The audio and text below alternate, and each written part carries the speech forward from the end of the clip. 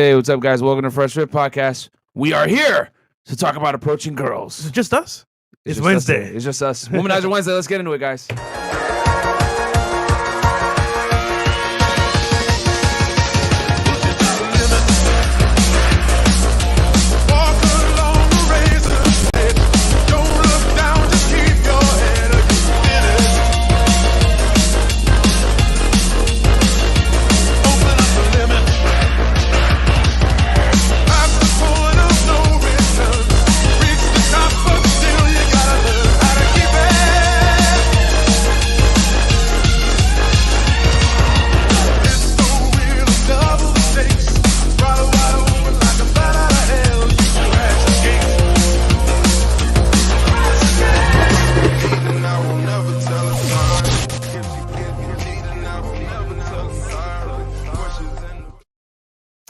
Yo, what's up, guys? Welcome to the FreshandFit Podcast, man. It's just us tonight, man. You're stuck with us tonight. The old days. Yeah, just us three right now. Trey isn't here right now, guys. He's getting his shot. His shot. Second one. His I'm soft shot. So Oh no. But yeah, okay, guys. So real quick announcements before we get into the show. Patreon.com/FreshFit, where you guys can get all the behind the scenes content that you can't find anywhere else. You can get the Frank Castles, me kicking out annoying girls. You get the Zoom calls that we do weekly. We're going to do a Zoom call tomorrow. At 8 p.m. We'll do it 8 p.m. right before we do the late night show, where we talk about, making money, cryptocurrency, real estate investing, starting a business, starting an LLC versus an S Corp. We talk about everything money related on there behind the scenes. We also talk about, dating, getting girls. We go into more detail. If you ask us a question, it's an open Q&A format in the Zoom calls. Get a lot of value. You know what? We might do y'all a favor, and we might open it up to all patrons tomorrow, just so y'all can get a taste of it and see what it's like, and then from there go back to the higher tiers only. But yeah, man, it's a lot of value is given there. You basically get a one-on-one coaching call with me and Fresh, real time on Zoom. And so also, we there. Uploaded the new video, 5 signs you belong to the streets, but X-rated. Yep. There you go. So all the things that aren't politically correct. And then also, what else on Patreon? Yeah, and we answer your questions on there, one-on-one. Guys. We send video responses to guys at the 97 tier and everything else like that. So, yeah, man, check us out on Patreon, patreon.com/FreshFit. And VIP also gets Telegram chat as well, so don't forget that as well. Yes, cool. yes. So, that's Patreon. But, guys, we're also on Spotify, Google, and Apple Podcasts. Every platform you listen to podcasts, we are there. Just make sure that you wear headphones because you can definitely get fired. We had a couple guys get in trouble from listening to our podcast. Lifts. One guy lost it just from apartment. They saw it. They saw that he was listening to us, and they fired him at his job. So just be careful, guys. We live in a very woke PC world, so you already know that they're going to try to anytime you tell the truth, bro, people are automatically going to say you're misogynist. Whenever yesterday I said feminism is the reason why so many people aren't getting married. Oh my God, who hurt you? And it's just like misogyny. Oh, man. Yeah, misogyny. So it is what it is. So yeah, check us out over there. Just make sure you wear headphones, guys, and protect yourselves because we got a lot of people who don't like this kind of content. Okay. Also, guys, FreshandFitPodcaststore.com. We got the shirts there, the merch. The Who Hurt You shirt, the I feel like shirts, they're all back in stock to include even the Legacy Unplugged Finish shirt. They're all there. And the hoodies are there too as well, like this one that I'm wearing right now. So yeah, man, it's pretty much it's freaking fall. So you're gonna probably need something to keep yourself a little bit warm. So go ahead and grab a fresh hoodie. And then also, guys, Fresh had a vlog channel. Guys, for behind the scenes, man, in the studio, outside the studio, our lives when we travel, all the good stuff. Check out the vlog channel. 50K almost there. Shout out to y'all on the way. Yep, absolutely. And then also, guys, check us out on Twitch, twitch.tv/FreshandFit where we basically it's a way better quality. Yeah, we have the quality. podcast there. It's a way better quality though because Twitch honestly is it's made for streaming guys, unlike YouTube. So I don't know what it is, but the quality there is just better. Like you look and you'll be able to see the power of the cameras that we're using over there on Twitch. And so open up another tab and check us out on Twitch. If you're a big supporter, we might raid you right after our stream. So yes, look out for that as well. Absolutely. So Trey's in here, but Trey typically runs the Twitch chat. And then also, guys, but he'll be here for the night show, so don't worry, guys. And then Chris? Yes, guys, speaking of Twitch, follow me on Twitch. If you want to see the pre-shows with the lady and post-shows, lots of questions behind the scenes of me, Myron, and Fresh, and Trey. Follow me on Twitch on Aaron Poxon. And I do game on weekends, and tomorrow I will be gaming also, too. So follow me. Any questions you guys have to ask me, let's get it. What games do you play? Depends. I played I play Apex. Fuck Fortnite, Warzone. So I'm playing Warzone. So lately I've been playing League of Legends. So yeah, follow me in different games. Okay. And Dead by Daylight too. All right, fair enough. Are you good at any of these games? Hell yeah. Yeah. Okay. W's in the chat. Twitch gang knows. Merch gang knows. Okay, hey, right. on Twitch, merch gang. Put it in the chat on YouTube right now. Yeah, you can't see me in Smash though or League of Legends. All right, Nib. Just saying. All right, I have League right now. Let's go. This is making me want to get back into playing video games, but I'm obsessive, so I don't want to do it. I used to play Overwatch a lot, quite a bit back in the day. But I didn't realize that there's like a whole. Well, I knew that the Overwatch League was there because like they started creating it right as I was getting out of the game. But like I didn't realize it's as big as it is, bro. Yeah, it's huge, man. Like holy crap, It's like, crazy. They get so many views, so many subscribers, so many live viewers. Like people love it. So is League. Yeah. I think a League is bigger than Overwatch. I wouldn't be surprised. Like League has been around forever, man. Yeah, about 10 years. Yeah, League of Legends has been around fucking forever, bro. That So- and Dota. We got people still play Dota. yeah. We got Really? a lot of mercy. Member for 3 lot months. of mercy. Supporter says, "I'm back watching you guys live. Myron, did you hear they are renaming McCree from Overwatch? Some SJW ish. Much What do they love." name? What do they name? Why are they naming him? He just sent in a supporter On YouTube. message. Can we see it? No, we can't see it from here. No, you can't see it You from can here. only see it on the phone. Okay. Okay. Shout out to you though. Yeah, I didn't know lot of there was, mercy. I didn't know that. I used to play McCree. That was the character I played. Maybe I'll show y'all some clips of some highlights from when I used to play. But yeah, I like hit scan characters. I used McCree. I used Soldier. I used Ana when I was playing heals. I used Zenyatta too. But I liked Ana because she was one of my Ana and McCree were my favorite to play. Okay. So Oh, and I also play some Armor Warriors and Dynasty Warriors. Oh, yeah, that- okay. I'll play Any warrior type game like Hyrule Warriors or like hack and slash games. yeah, Let's those get it. are my favorite, man. So all right, cool. Okay, so super chats real quick or no? We go right into it. We got video reactions to Trey. Video what? Video reactions? video to Trey? reactions. Oh yeah. And guys, if you have any video Oh, videos that you want to submit to the show for us to react to, DM Trey Talk Sports. Hit up Trey and he'll be able to right pretty much before the show. Trey, me, and Fresh get together and we figure out a topic, or Fresh and Trey, one of the two. But we go over what we got depending on the guest and everything else like that. So, guys, thank you so much for the support. Shout out to y'all, man. Yeah.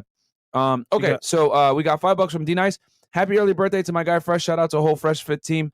500K on the way. Let's get it. Thank you, Absolutely, brother. man. 500K is on the way, guys. We're growing at over 1,000 subscribers, by the way, per day right now.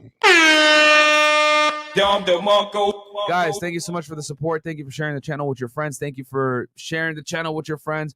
It means a lot to us, man. King Chris, $5 super sticker, and then A-Pain the Savage, $2. Hey Fresh, plate cleaners. Bro, I don't get it. Yeah. So let me explain, right? So last night's show, the girl next to you, right? Yeah. From Argentina. Mhm. She's a nice looking girl, Mhm. very polite. However, someone in the chat said when she stood up to turn around, they were like, LOL, plate cleaner. And all I could think about was a pig cleaning the plate off, like from eating. And I looked at her, I was like, oh my goodness. I know what you said, plate Oh. cleaner.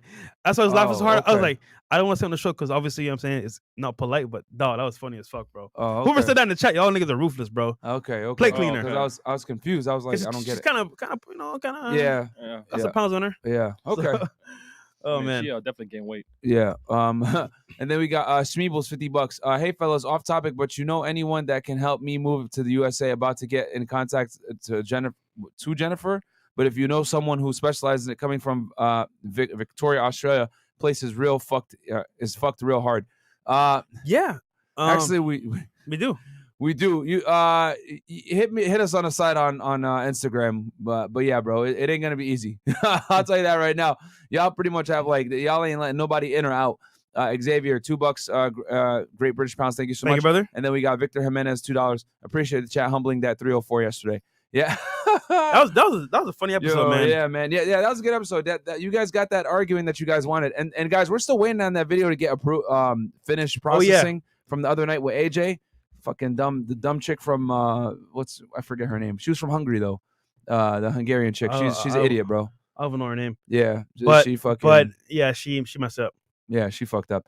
So anyway, all right, cool. So today's topic. Let's earlier, guys, as you guys know, we and I'm gonna read the we what did it a was. community post. We did a community for you post guys. earlier. Typically on Womanizer Wednesday, guys, we want to give y'all what you want. So we said, hey man, comment below what you guys want us to cover. What gives you guys the most problems when you deal with women, and we'll answer it, or we'll solve it tonight for y'all. So today's comment came from Kane95. It goes, knowing what to say when approaching and knowing what to say after being successful with the approach, which is a really good question. So I guess, Fresh, you got anything before we get into this thing? Yeah, so cold approach, man, I'm not a big advocate for it anymore. But back when I used to be in the clubs every night trying to pick up girls, I used to do it all the time late night. That being said, though, it is an art you should learn because once you learn cold approach, you can pretty much gain confidence, you gain experience, and also rejection. You get to know that it's just part of the game. You don't take it personal because rejection is a big part of cold approach because it's gonna happen to you no matter who you are, what you do. It's gonna happen. So once you understand what it really is, you embrace it. You can move forward, and guess what? If you can take rejection from a girl or from someone that you like, then in business wise or real life, you can actually take it as well. So it's very important as a skill to learn. So, guys, when it comes to cold approach, and there's a lot of different schools of thought on this. So I guess I'll give you guys a little bit of backstory on me and everything else like that. So it all started back in about 2000, I want to say 2007. So I was a junior in high school, or maybe I was in my senior year, going into maybe junior. I was either a junior or senior in high school. Okay, 2007, and this show called The Pickup Artist came out back in the day. And for some of you guys that don't know that are younger, that was a show with Mystery and his squad, right? Mystery, Eric Markovic or Mark Vonnewick. Did I pronounce that right? No, probably not. Someone I know here is going to be able to correct me on that. But the point is that the mystery method, right? So the VH1 show, The Pickup Artist, they went in and they taught guys how to get girls and everything else like this. Now, to me, this fascinated me because this was an underground world that I didn't know about, and a lot of people didn't know about in the early 2000s. But this pickup community had been around since the 90s, right? It's just that it finally hit mainstream television when it went on VH1 with The Pickup Artist, right? And shout out to Mystery. I read his book, The Mystery Method, and I watched the show, and it changed my life, right? It made me realize that, like, holy shit, women are not sugar and spice and everything nice, and you need to operate a different way when you deal with women. And the thing about the pickup artist that I really enjoyed was he taught guys something called cold approach. And for some of you guys that don't know, cold approach is basically the act of approaching a girl that you don't know or you otherwise would have never probably met and introducing yourself to her, building attraction, and then getting her to eventually bang you, right? Which is, game in its purest art, right? It's literally you approaching a girl, no preconceived notions. She doesn't know you. You don't know her. You're building attraction with a stranger and working towards closing, right? And the mystery method, I tell guys all the time they should read it because even though the book's methodologies are a bit dated, with what Mystery talks about as far as like, how to get the girls using certain canned lines and using indirect openers, whatever it may be, that's not necessarily going to work in today's day and age because we live in a cell phone era now. The principles still apply, right? When it comes to getting the girls, as far as like building attraction, being able to tease and or like neg her. He uses a different bunch of a bunch of different how do I say this, PUA lingo that we know and use to this day, and compliance and everything like that. But the biggest thing you could take away from it is that he teaches you when you approach women to build like a compliance ladder, right? Like you need to get compliance. So you need to get the girl to comply with what you got going on. So you start with small compliance tests, like, hey, come with me over to the bar, or hey, I need this from you, blah, blah, blah. And then you work, more and more where, hey, let's leave this venue together. Hey, let's go back to my place, whatever. So you start small and then work your way up. And everything you do with the girl is literally a compliance test. And if she fails a compliance test, you neg her, demonstrate higher value, or DHV as they would say, and then you continue on, right? So as you say, hey, let's do this. And then she says no, or she gives you a negative response. Oh, well, then you make fun of her hair or something like that. You neg her, right? And then you demonstrate higher value. Maybe you tell a story about yourself that shows you in a positive light, whether, you tell a story that shows that you care for others, or that you're involved in something that's cool, or whatever it is. The point is that you humble brag, but it can't be too obvious, right? And Mystery used to have a bunch of different stories that he would use. And the thing is that what women look for, guys, is a bunch of different things in men. They look for a leader of men. They look for a protector of loved one. They look for confidence. They look for all these different traits in men. And what Mystery would do, which I thought was amazing when he was cold approaching these girls, is he would tell stories that naturally signify these attractive traits without him necessarily saying it. I'll say that again, guys. He would tell stories about himself. They call them DHV stories that would automatically make the girl infer that he was of higher social value based on what he was doing in the story. So like he would tell a story maybe like where he protected a loved one, or he helped someone else out, or whatever it is. And the girl was able to come to that conclusion on her own from listening to the story. Damn, this guy's really cool. Or damn, this guy helps others. Or damn, this guy has a lot going on for him. But he would do it in a way where it was woven into the story, so he didn't necessarily have to brag about it. Does that make sense, guys? So that's why he was so good at what he did. Now, these techniques are a little bit more dated now because, obviously we live in a cell phone era. Women's attention spans are that of a fucking goldfish, and it's very tough to hold attention nowadays. But that does not mean that cold approach is dead. So that's where cold approach comes from. That's a little, history lesson right there as far as like how cold approach started. I mean, it's been going on forever, but I would say Mystery was definitely someone that made it mainstream. I mean, he pioneered it, made it mainstream, and then other guys like, like RZ Tyler, Todd V, all these other guys have kind of run with it, and they've taught guys and, modernized it a bit and use it to this day, which, shout out to all those guys. So cold approach, I still think it's the best way to approach women, especially if like you're a regular guy or you might not have a social media thing. And we tell y'all all the time, you need to have different avenues of sourcing girls, right? You need to have your online dating. You need to have your sugar sites, right? Which we've been telling y'all forever to use those things, right? You need to have they work. Instagram. They work. Man, they work, guys. Like, and if you guys watch the Patreon video from yesterday, you'll see what I'm talking about there. I actually show you guys an example from that. Which, all of a sudden people were like, Myron and Fresh, you guys are simps, you guys are sugar daddies. It's like, bro, we've been talking about using these sites forever. We just don't get finesse, man. So I can tell we got for all our new viewers out there, guys. Yes, we tell people use sugar sites all the time, man. You need to be using it because you get the most attractive girls there. Go ahead. Listen, man, the only sugar I'm spending is on myself. There you go. That's it, man. So anyway, getting back to what I was saying. So you got online dating, right? Tinder, Bumble, Hinge. You got your sugar sites, right? Then you got social media game, running Instagram to DM girls, whatever it may be. Then you got cold approach. Yeah, cold approach. Which is day and night, which we're going to break that down too, guys. How to cold approach during the day versus at night. It's very different. It's a little different, yep. Yeah. And then you got social circle, which that's how most guys meet women, is social circle through friends of friends, family, cousins, school. That's a big one. That's how most couples, I would say, meet is through school. Work, which is not good. Stupid. Don't do it. That ain't the way to go, my friend. But that's how most normal guys meet girls, is through social circle. So you want to use all these different avenues. And if you're using all these different avenues, guess what happens? You get new leads into your funnel. You get new girls that you're talking to. And then as you're sourcing and getting more and more girls, guess what happens? You automatically start to be less attached to each lead that you deal with. You're going to not care as much about each girl that you talk to. And that instantly makes you more attractive. The thing that a lot of guys take an L for with girls is they're too invested in the interaction. They're like, oh my God, please like me. Please, please, please. I need you guys to start thinking about it like, yo, hey, take it or fucking leave it. This is me. You can take it or not. It is what it is. This is how I am. And then if she says no, fuck that bitch. Move on to the next one. But you have to have that abundance mindset from talking to a lot of girls. So with women, guys, you have to earn your abundance mindset. We always say girls have an abundance mindset on steroids. You have to earn your abundance, whereas they just get theirs just from being a woman. And also the mentality is, think about this, right? If you're busy doing what you need to do with your purpose, your passion, or your work, you don't tend to sit there and pine for a girl like, oh, does she like me? Does she like me not? The point is, guys, is that like when you're busy and you're focused on your passion, your purpose, that time you spend worrying about this chick, hey, you're not complying. Okay, cool. You know what? You can leave. There's the next one down the road. Yep. Via cold approach, in online, doesn't matter. The point is that like, once you have that abundance mindset, you can actually say, you know what? Leave it or take it.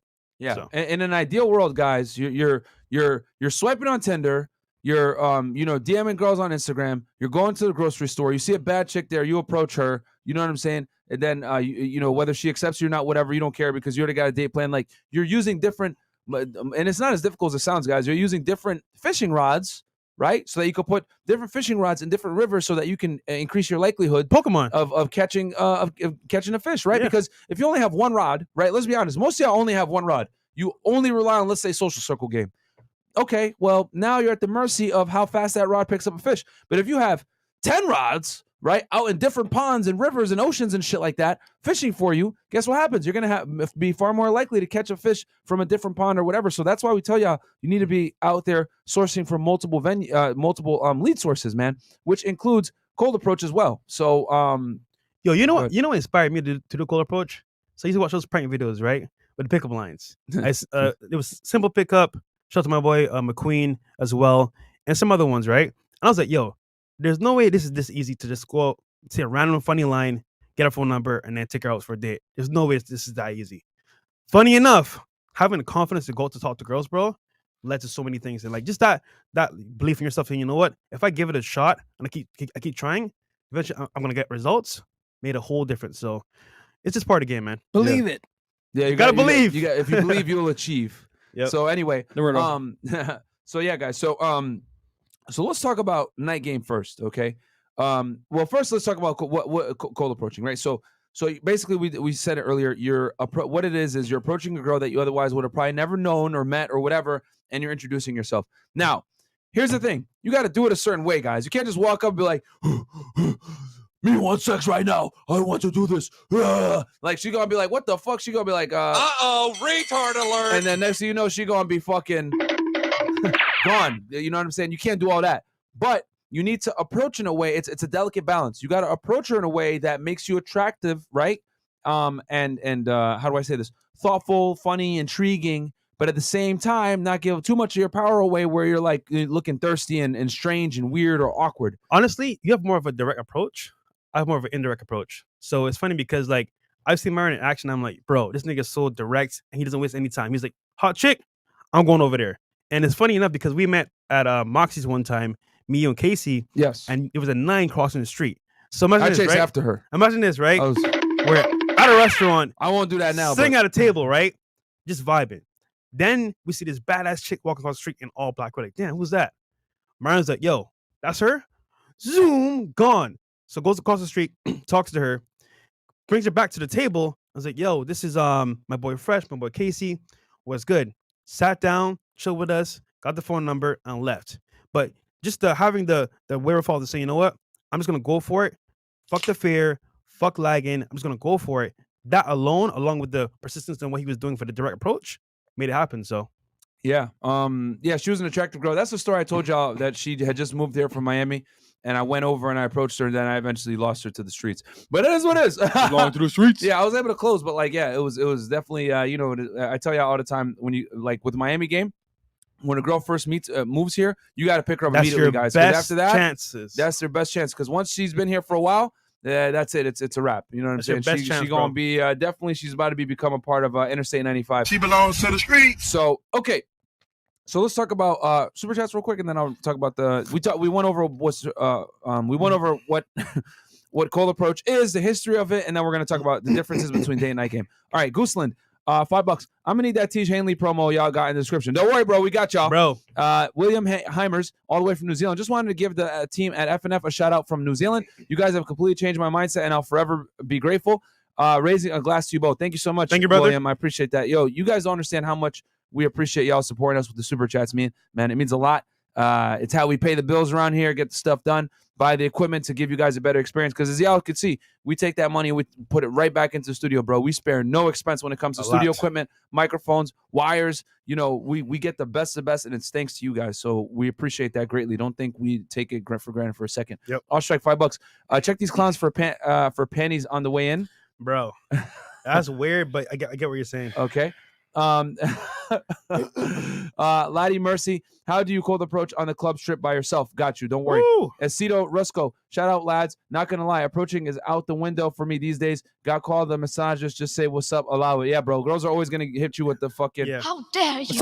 misogyny. Yo, can you text AD and get that sound effect for us, bro? Nigga. Shout out to our nigga AD. I'll do I it. thought Don't worry. he's gonna say, I'll do it. He probably forgot. I'll clip it. Don't Yeah. worry, it's fine. And then we got Preem M. How do I hit up an old friend that I haven't talked to in 4 years? Oh, it means a girl? A girl, probably. Don't do it. I want to know if it's a girl or a guy. If it's a girl, bro, there's there's ways that you could do it, but why, bro? Why? Fuck that bitch. Gabudo. Hey, fellas. Back from the crypto mindset course. Jesus, so much value, and now we getting our coins up so I can hit everyone's favorite IG model. Simple. Hey, here we go, my man. I told y'all that crypto course is the truth. Yeah, I'm not gonna lie. There's so many crypto millionaires nowadays, bro. Pulling up the club, blowing money, getting the hoes. Is like, bro, y'all niggas are sleeping on this crypto shit. Yep. Gabo D. Okay. Hey, fellas, back from the. Oh no, read that one. Sorry. Ban. Night game in Canada is non-existent. Nightclubs still closed, and you need proof of vaccination card to eat or drink indoors. Wow. Damn. Sorry, bro. That's crazy though. Just to eat and drink. That's crazy, bro. LA is gonna be there soon too. You need a vaccine to go to clubs. Remember they were telling us there. Man. How do you approach girls in high school that you don't know? $2 from Don Tree Stewart. Bro, Same you just way. approach them. Remember, when you're okay. I'll talk about cold approach on a call. You know what? Let me write that down in my notes. Actually, Yeah. I got y'all niggas, man. Yeah, it's gonna be the same way though. But overall though, bro, it's just actually going out there and approaching and understanding that it's part of rejection is gonna happen. But if you're at school, you gotta do it a certain way because once again, you're in the same school with with those girls. So if they see you and that doesn't go well, it can travel through school a lot. So Okay. How do and then we got $50 from Jonathan Castillo. After last night's episode, need to buy more hats. Yeah, bro. Hey, Holy facts. crap. We a do. lot more. Yeah, seriously. Thank you so much, Jonathan. By Thanks, the way, Jonathan. Marco, for you. Thank you, brother. And then And Zaddy816. I'm 30. Cold approach the bad 18-year-old last weekend. Case definitely got closed. Good stuff, bro. Nice, man. Good work. Okay, so all right, guys. So this is so you got two different types of cold approach. You got night game, right? And then you got day game. Night game is when you're going out to a nightclub and or a venue and you're talking to girls. Some people consider night game anything where there's alcohol served on the premise. So even if you're at a pool party during the day, they might consider that night game, which I could see where that comes from. And then you got day game where you're talking to girls basically in everyday situations, the grocery store, walking to the gym, you're at the mall, you see a girl, you stop her. So those are the two different types of game that you're running when you cold approach, right? So let's talk about day game first. So cold approaching during the day, right, is a little bit more, how do I say this? You need to be a little bit more upfront when you cold approach during the day. Yeah. And honestly, you know who has an excellent day game model? Shout out to Tom Terrell from the UK, and shout out to my boy Troy Francis as well. They talk about this. You know, the London day game model is fantastic. You can use it if you guys want. I use something very similar, but basically what you're going to do is you're going to walk up and you're going to give a compliment, right? Hey, but it's not going to be too crazy, right? I don't want you, hey, oh my God, yo, you were running through my mind all day. Horny nigga detected. Horny nigga Boy, detected. it must hurt. Yeah, you know what I'm saying? Don't do that shit. It must hurt. You Like know what last I'm saying? night. Yeah, like don't be like that, bro. But what I do is typically I'll say, hey, you're almost as cute as me, right? That's my compliment. It's a backhanded compliment. You guys will have to do that if you don't, if, you know, because that one takes a little bit more finesse and woozah to throw. Or you can say, hey, I thought you were looking nice. I want to come and introduce myself, right? And what you're doing is you're giving her a compliment up front. And the reason why you're doing this, guys, isn't to like give her like that immediate validation, even though you are giving a little bit of your power away by giving her that attention. Yeah. It's to set the frame that this is a non-platonic conversation. I'm gonna say that one more time for y'all. The reason why you walk up and you give a small little compliment is you want to set off rip the tone that this is not going to be a platonic conversation, okay? Because a lot of guys make the mistake and go indirect. Now, depending on what school of thought that you like, going indirect can work, but I don't advise guys that are new to this to go indirect. And the reason why is because when you go indirect, as a guy that's new, it's going to be very difficult for you to spin it back and make it non-platonic or make it man to woman, as they would say, right? So if you go direct up front, she knows right then and there, okay, this guy's interested in me sexually, and then she can adapt accordingly, and whether she's going to curve you or she's going to accept you, it don't matter. But the point is that I'd rather you guys get rejected and make a direct approach than try, right, to go indirect and then spin it back later and waste your time, because what's going to happen if you go indirect is the girl will waste your fucking time, all right? Say that again. If you go indirect and you don't stay intent, the girl will waste your fucking time. She will go out with you. She will go on a coffee date, whatever it is. Then next thing you know, you're going to be like, oh, yeah, it's time to make the move. You're going to make the move, and she's going to hit you with the fucking, this thing right here. Hadouken! And then she's going to curve you, bang. And you're not going to get that kiss. You're not going to get whatever. It's like, oh, I thought we were just friends. And then you're going to be like, oh, come on, man, please, please, please. So you need to set it off, set the tone off up front that this is a man to woman non-platonic interaction. So I say go direct, okay? Now, once you say that, you can start you're going to make an assumption, right? And this comes from the London day game model as well, which I think is fantastic. You're going to make an assumption that you know is wrong. What I do is if I approach a girl, she's Hispanic, let's say I know she's Colombian or Venezuelan, right? Or I'm assuming. I'll purposely say something that's outlandish. Yeah, You Cuban? Yeah. Cuban? Hey, you look like you're Cuban. Or hey, you look like you're Mexican. What? Now, you're not doing that to like insult her. You're doing it because what's going to happen, she's going to go like this. No, pendejo, I'm actually, and then she's going to correct you, right? Which is good because that's what you want. You want her to get talking, right? Like when I used to work in law enforcement, we always used to say, you want to get the crook talking. So you talk about general bullshit in the beginning, and then you start getting into, the interview type questions where you're asking them, incriminating questions. But you have to get them talking in the beginning, and you want to get the girl early on in her interaction talking. So what you're going to do is you're going to assume something about her that you know is not right and let her correct you. But race is the easy way to do it. All right, you look like you're Mexican. No, I am and she's going to say where she's from. Oh, I'm from Colombia. Oh, really? I have a friend that lives in Colombia. Or what part of Colombia are you from? Oh, I'm from Medellin. Oh, well, I went to Medellin, and they could tell some crazy story of you going to Medellin or a friend going to Medellin, whatever it is. But you're going to tell a story based off of what she tells you. Yo, right? here's a new one. Go ahead. You look like a Libra. Oh, or a Cancer. Are you Sagittarius? Oh, my bad. What are you again? Yeah. So, yeah, you're going to basically... Hey, shout out to Trey. 50K Trey Trey's in the building, man. What's up, Trey? 50K Trey. Hit that nigga on camera 8 real Yo, quick. J. Cole expert. Trey in the house. Oh, okay, Hero. Hey, look at Hero on the back. Hero and Trey. Hey, and then Hero. But yeah, shout out to you, Hero. I hate you, Hero. Anyway, so anyway, guys, so basically, where was I? I was talking So about. they can say basically, Yes. Cuban- So let them correct you, Yeah, right? yeah. So you're getting her into talking. Then you're going to tell a story that DHVs you, but at the same time incorporates what she just told you.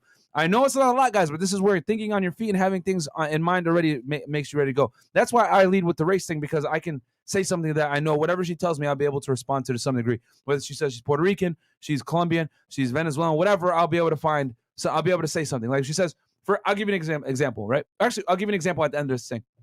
So you make that observation, and then she's gonna correct you. Then you guys can go ahead and have a conversation, right? Like just general conversation. Just Tom Turrell calls it vibing, but I consider just like having a general conversation that's like very surface level, just kind of getting the lips smacking a bit, getting to know each other, figuring out maybe some logistics, where she lives, whatever, blah blah blah, and then from there, depending on how it goes, you got two options. You can either A, number close it, or B, you could say, hey, what are you doing right now? I'm actually on my way to go get a coffee, or I'm on my way to get a drink. You should come with me. And then you could take her on an instant date. You could do either or depending on how the situation is, logistics, time, etc. But the point is that that's how you run a basic day game approach. Okay, guys? So yeah, let's run through this scenario as if I was talking to a girl, right? I mean, we do have a girl in here. But Oh yeah, never mind. So I walk up to the girl, right? I'll give you guys my pickup line. Hey, you're almost as cute as me. Then she responds, oh, is that your pickup line, everybody? I respond, yes, only on Tuesdays, and this is approach 1722, right? You're agreeing and amplifying, right? What's your name? Oh, my name is Myron. Nice to meet you. You look like you're Colombian. Cuban. Yeah, and then she go like, no, I'm actually from Venezuela. I'm like, oh, really? Venezuela? Where do you live? In Doral? Which that's an insider joke here in Miami. All the Venezuelans live in Doral. Are you over there in Doral as well? Haha, no, I'm actually here in Brickell. Oh, really? So do you pay your bills, or does your sugar daddy pay for it? Ha ha ha, right? And then I just see how I'm like playing off it, but I'm using my logistics and my experiences here in Miami to like kind of make jokes on it, right? Because that's another like stereotype here is like if a chick loves in Brickell, she's probably sponsored. Which if she bad, she probably is. But I make that joke, right? She goes, oh no, I actually do this. So I'm like, oh, so what do you do for work? Oh, well, I do such and such, right? Blah blah blah. Who gives a fuck? But based on what she tells me, let's say she says, oh, I'm a model. I'm like, oh, really? You're a model? Are you a sock model, or do you model belts, or what do you model, right? Because especially if she's attractive, I need to neg her a little bit. This is what mystery calls negging, which is like, you're politely, you're playfully, making fun of her a little bit, giving her some shit, because attractive women aren't used to getting shit thrown at them, guys. They're really not. You know what I'm saying? So, so what are you doing right now? Oh, I'm just on my way to grab a coffee. I'm just chilling, blah, blah, blah. Oh, really? Yo, I was walking that way. Too. Here, walk with me. And then what I do is I'll like start telling her, hey, follow me. And then boom. And then we'll start walking, and I'll, tell her, hey, let's go this way, whatever. And what that, even if she was going to say, oh, I was going to go this way, I'll pretend like I was going to go that way, even if I wasn't. Why? So that I can assert dominance and leadership. Like, oh yeah, I was going that way too. Follow me. The whole point is she doesn't have to know that. I just need to show these traits that make me more attractive, right? And then maybe I might tell a DHV story about a friend that I know in Venezuela, or a girl that I used to date that was Venezuelan. I'll tell like a funny story.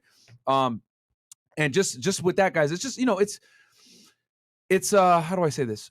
It's all about reading the situation, right? When girls come in the podcast, they say, oh my God, it's all about the vibes. It's all about the vibes and the energy and all that other shit. Listen, guys, what that means is, in Womanese, is you are socially calibrated to the point that you know how to move correctly and stay attractive to me to some degree, and you're able to read my nuances and my body language, because most communication is actually done covertly, guys, through body language. So that's like a scenario I would give you guys that could easily happen here in Miami that I would run into. But you see, I negged her. I told a little DHV story. Oh, another thing, when you start to approach the day game, you need to be a little bit more direct with it than with night game. With day game, you might have to like damn near stop in front of the girl, right? Like, and what I'll do is sometimes I'll stop her. I'll go like I'll like jog a little bit if I need to get a run around her, right? And then I'll get in front of her, probably about 5-6 feet, and I'll give her some space, and I'll put my hand up like this. Oh, hey, I had and when you do this, guys, don't do it like this. Don't like with like a creepy ass face and shit. You can't be doing it on some like yeah, you can't do it that weird shit, bro. You got to do it like, I do it like this. Hey, I thought you were really cute. I want to introduce myself, or hey, I want to meet you for a second. Blah, blah, blah, right? And you say it with a smile on your face, non-threatening, not weird. You know what I'm saying? Not in a dark alley somewhere. Like, you got to be a little bit, use some common sense as far as like where you're going to stop her. You want to stop her somewhere that isn't a place that's like super, super secluded where she feels like she could get hurt, okay? Because you guys got to remember that women, they're the weaker gender physically. So they're always going to feel, what you guys have seen on this podcast, every girl that comes on this show has this irrational fear of being assaulted or raped in an alley. And it's like, bruh, the chance of that actually happening to you guys been watching fucking too much Liam Nielsen on Taken. Like, oh my God, I'll get kidnapped to put into the sex trade. No, you dumb bitch. No, you ain't. Like you're actually far more likely to be a victim of violent crime as a guy, not a dude. But girls have this irrational fear. A lot of them watch these crime dramas. They watch too much goddamn CSI movies. Miami. CSI Miami. They're out here watching Taken, thinking they're going to get kidnapped by fucking Turkish criminals. Like, nah, bro, it ain't that serious, bro. Like, no one gives a fuck about you to that point where they're going to, kidnap you and sell you organs on the black market. Like, nah, you know what I'm saying? It's not like that. But a lot of girls have this irrational fear. So keep that in mind, guys. So, when you approach and everything like that, have that that safety objection kind of handled and ready to go by, not coming off weird, giving her enough space, smiling, disarming it, because that's that's what a girl would consider. Oh, this is good vibes. Good vibes is nothing more than being able to approach her in a socially calibrated way that doesn't make her feel scared, threatened, or intimidated. Cool. That we threw out a lot there. Super chats real quick, or Fresh, you got anything? Yeah, man. So mine's pretty short, man. I don't talk a lot when it comes to like approach, and honestly, no, I don't approach much anymore in person. It's more online, Instagram or on websites. That being said, I used to go back in the day, cold approach all the time in day game. I go to Barnes and Nobles. I go to the Chipotle, Starbucks for studying, and basically what I would do is I'd have a very indirect approach. So, for example, let's say she's at Starbucks studying, and she's wearing like a nice like sweater or a nice like bag or like a nice like purse. I'll just say, yo, nice purse. Where'd you get it from? And she'll be like, oh, I got it from Macy's, or I got it from, JCPenney, whatever. I'm like, that's dope. But what I'm really here is because I want to talk to you real quick. Thought you were pretty cute. I want to say what's up. He said, oh, and I'm gauging to see her interest level because I don't want to waste time, obviously, with your post. So I'll be like, hey, I want to talk to you. I think you're pretty cute. What are you doing right now? She'll be like, oh, I'm studying for like chemistry, biology, whatever at Starbucks. And I'll be like, yo, so are you from around here? What do you do? Oh, I'm in school for this or that, whatever. And she'll start making a conversation with me. And at that point, I'm like, kind of feel her out, like see where she's at. And then I'm going to talk for like a little more, like 5 minutes of questions like, hey, so what do you do for fun? Do you go often? Stuff like that. And then I'll say at the end, I'll be like, hey, so question, you seem pretty cool. I like your vibe. I want to take you out sometime. And she'll either say yes or no, give me a phone number or Instagram. Obviously, I want both. But I'm pretty much like to the point, ask questions about her, keep it on her for the main focus. And then from there, get an Instagram or number close. I take her out the next day. Like we said before, you get the Instagram, get the phone number, you FaceTime, and then you go on the date once that's done. So, and then once again, though, that's daytime approach. You're very direct. Obviously, I'm more indirect because I come off with either a compliment about her, what she's wearing, something that she's doing, and then I go for the kill regarding my main intentions of the actual interaction. So yeah, you can do an observational opener too, guys, which is like based on like what, if you don't want to like give her a straight up comment like she's attractive or cute, you could say, hey, I like your shoes or some shit like that. Yeah, you know try to avoid bodily compliments like, oh, you got a nice ass, you got a nice body. Just be like, yo, that's a nice bag. Like I like your purse. Like for example, tell a girl I like your eyebrows. It's like, wow, you notice that? Because it's different. You gotta say she like eyebrows? Yeah, because you said that. If she gets it done. It's like, you know what I'm saying? It's like, oh, wow, you noticed that? I was like, yeah, my sister does it all the time. Got you. Yeah, that might work too. Yeah, little something that most guys wouldn't notice. Yeah. All right, we got Batman, $10. If you have a 9 to 5, is it worth trying to do club promotions on the side to reach a wider net of women? I'll tell you guys this: club promoters get a lot of girls, just based off social status alone. Yeah. So yeah, dude. I mean, it's a great way to build your social network because the beauty of being a promoter, this is a situation where having female, because a promoter is going to automatically put you in a position where you're dealing with women. Almost some girls are going to be smashed, some girls are going to be your Business. technical friends Yeah. or Acquaintances. associates, acquaintances. But those chicks will help you. I did a short saying that having women is like passive income. It gets you other women. Same thing. Being a promoter is one of the easiest ways to do that because you're going to be around women, you're going to have that social proof. So by you being around women and having women, it's going to make you more attractive to other women, if that makes sense. 100%. So yeah. So because remember, we told you guys before, there's a couple of reasons why girls will reject you. A big one will be safety objections, not feeling like they're safe around you. When you have other women around you, that automatically destroys the safety objection because other women have co-signed on you. They know off rip they could be alone with you, that you could that you're not weird, that you're not creepy, that you're not like a criminal. Because like I told y'all before, 99% of women have an irrational fear of getting dragged away by some weirdo in a fucking alley. Woo! You know what I'm saying? I mean, Fresh, you want to talk about that a little bit? Guys, girls constantly sit there, right? Watch CSI Miami, watch Dateline NBC, all these shows, right? And they're always wondering to themselves, if I go on a date with this guy, he might kidnap me. You know what I'm saying? And they'll see these news on, these news updates saying, oh, this girl's missing, this kid's missing. And it's like, really, that's not real. Like, they're putting a narrative in front of you to make you feel a certain way. That being said, they take it to heart. Girls are emotional, and they definitely make that thing serious. So I would just say you want to make sure that their objections are taken care of before you even start the approach. So any negative connotations you want to think about before. Okay, think about this, right? If you come in with a clean slate, what the? Hey guys, you want to give me some pussy?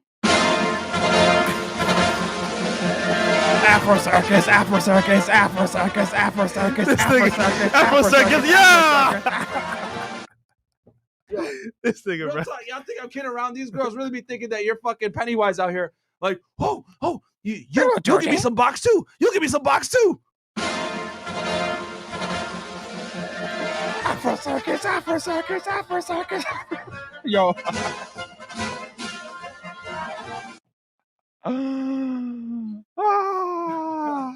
You know what I'm saying? Like, bro, like real talk, like these girls are irrational with this shit, man. They really think like everybody out here is out here to fucking kill them and take their soul and shit, man. You could be a rapist. You could be Really? a rapist. I'm in the public eye, ho. But what? But guys, if you noticed last night, 2 girls said that guys approached them like out of nowhere because they were cute. So it's like, what is it? It's like, if a guy asks you for a cell phone and you're in your car alone, oh, he's cute, so I just gave it to him. I'm like, bro, you can't win. what bro. are you? It's a fucking clown world, bro. Like, they watch it. They complain that they don't get approached, but then you approach them, and then they think, oh my god, but he can like kill me. You know what I'm saying? So like, just understand that girls have this irrational fear of getting kidnapped. So you guys need to keep that in mind. Yep. And when you approach, and be very disarming. Now, don't be a pussy. Yeah. But at the same time, if you got any weird like weird shit like that, they're gonna interpret it as you're crazy. You got to make that experience comfortable and come in smooth and chill. Don't be like, I saw you over here. What's your phone number? It's like, what the fuck, nigga? Chill out, man. All right. Yeah. Don't go to her and be like, Chill you'll out. flow too. You gotta chill, bro. You'll flow too. Keep it smooth and calm, man. Man. So yeah, man. But Right. anyway, but real talk, man. Hey. Like, the girls have a lot of irrational fear. So just keep that in mind. They don't run around to her with a fucking clown mask on and tell her you'll flow too. That ain't gonna work, guys. Bruh, stop it. Super chats real quick. Yeah, super chats real quick, and then we'll go into night Shout out to game. everyone that donated, man. Yo, guys, real quick, do me a quick favor. I'm looking right now. We got almost 2,000 you guys in here. Can you guys do me a huge favor and please like the video, get our engagement up. We're trying to grow the channel up to 1 million, on that road to 1 million, 500,000 party on the way. Just like the video, get our engagement up, guys.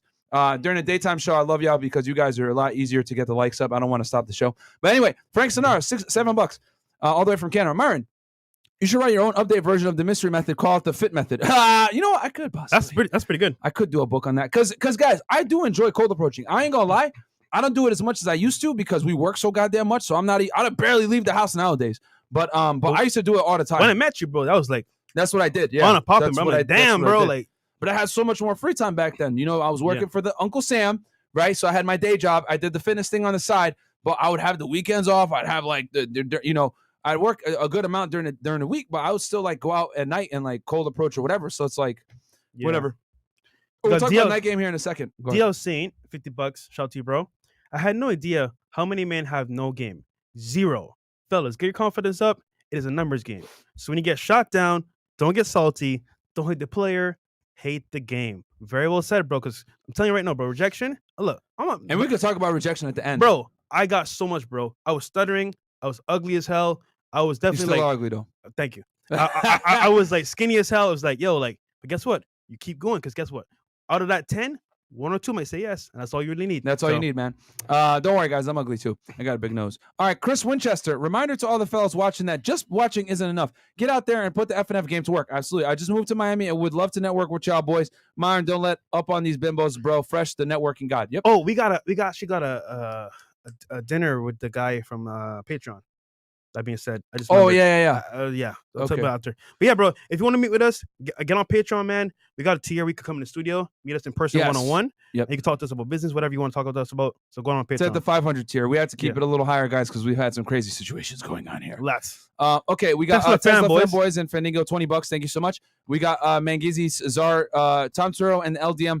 Got me my first lay back in 2018. Solid structure. Absolutely. It's a great structure. Shout out to you, bro. You got some fire beats, bro. Mangazi. Mr. Carson, Mystery debuted in 07 and the book in 06. Tariq Nasheed released his NY Times bestseller. Hey, Hero.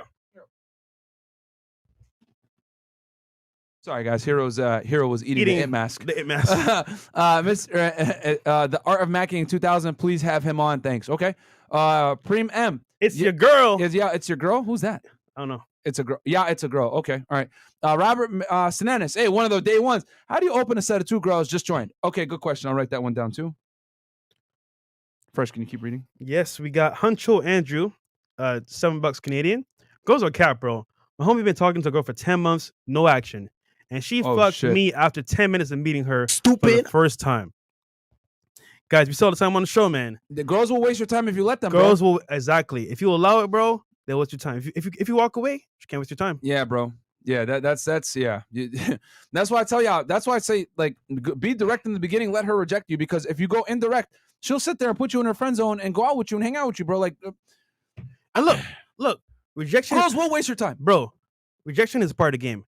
Thank God she's telling you to your face, no, so you don't waste your time. Facts. Get over it, bro. Like, you're not gonna get every single girl that you want. You're not going to. A lot of you guys go indirect because you don't want to get rejected. You don't want to feel the pain of that rejection. But guys, I'll tell you this: it's gonna be way more painful when you go out with her 3 times that she tells you, "Oh, bro, I just wanted to be friends. You're such a good guy, bro." Think about this. Boy. No, you're right. Think about this, right? You're the good boy taking on multiple dates when one dude took her on a bedroom date and smashed the first time.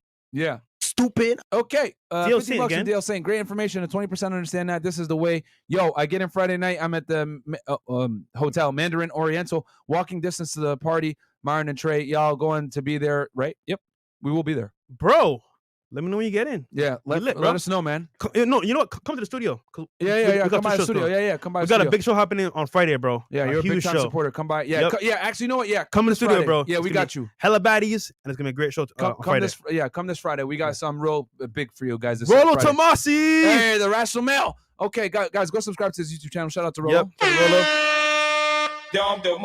One of a real one that stood by us. Guys, address approach anxiety. This is the number one reasons guys hate game. That's true. You know what? Let me write that down too. Thank you, Rollo. We got Black Tiger 07, $3 Australian. Good way to overcome fear of cold approaching / rejection. We'll talk about that as well. 1,400 lays. How many lays do you guys have? That's so funny, bro. No, but you know what's funny about it is that, like, that's been like one of the biggest things. Y'all are frauds and scammers. But you know what's funny? Yeah. People judge you by what they think you could smash. But in reality, you never really know.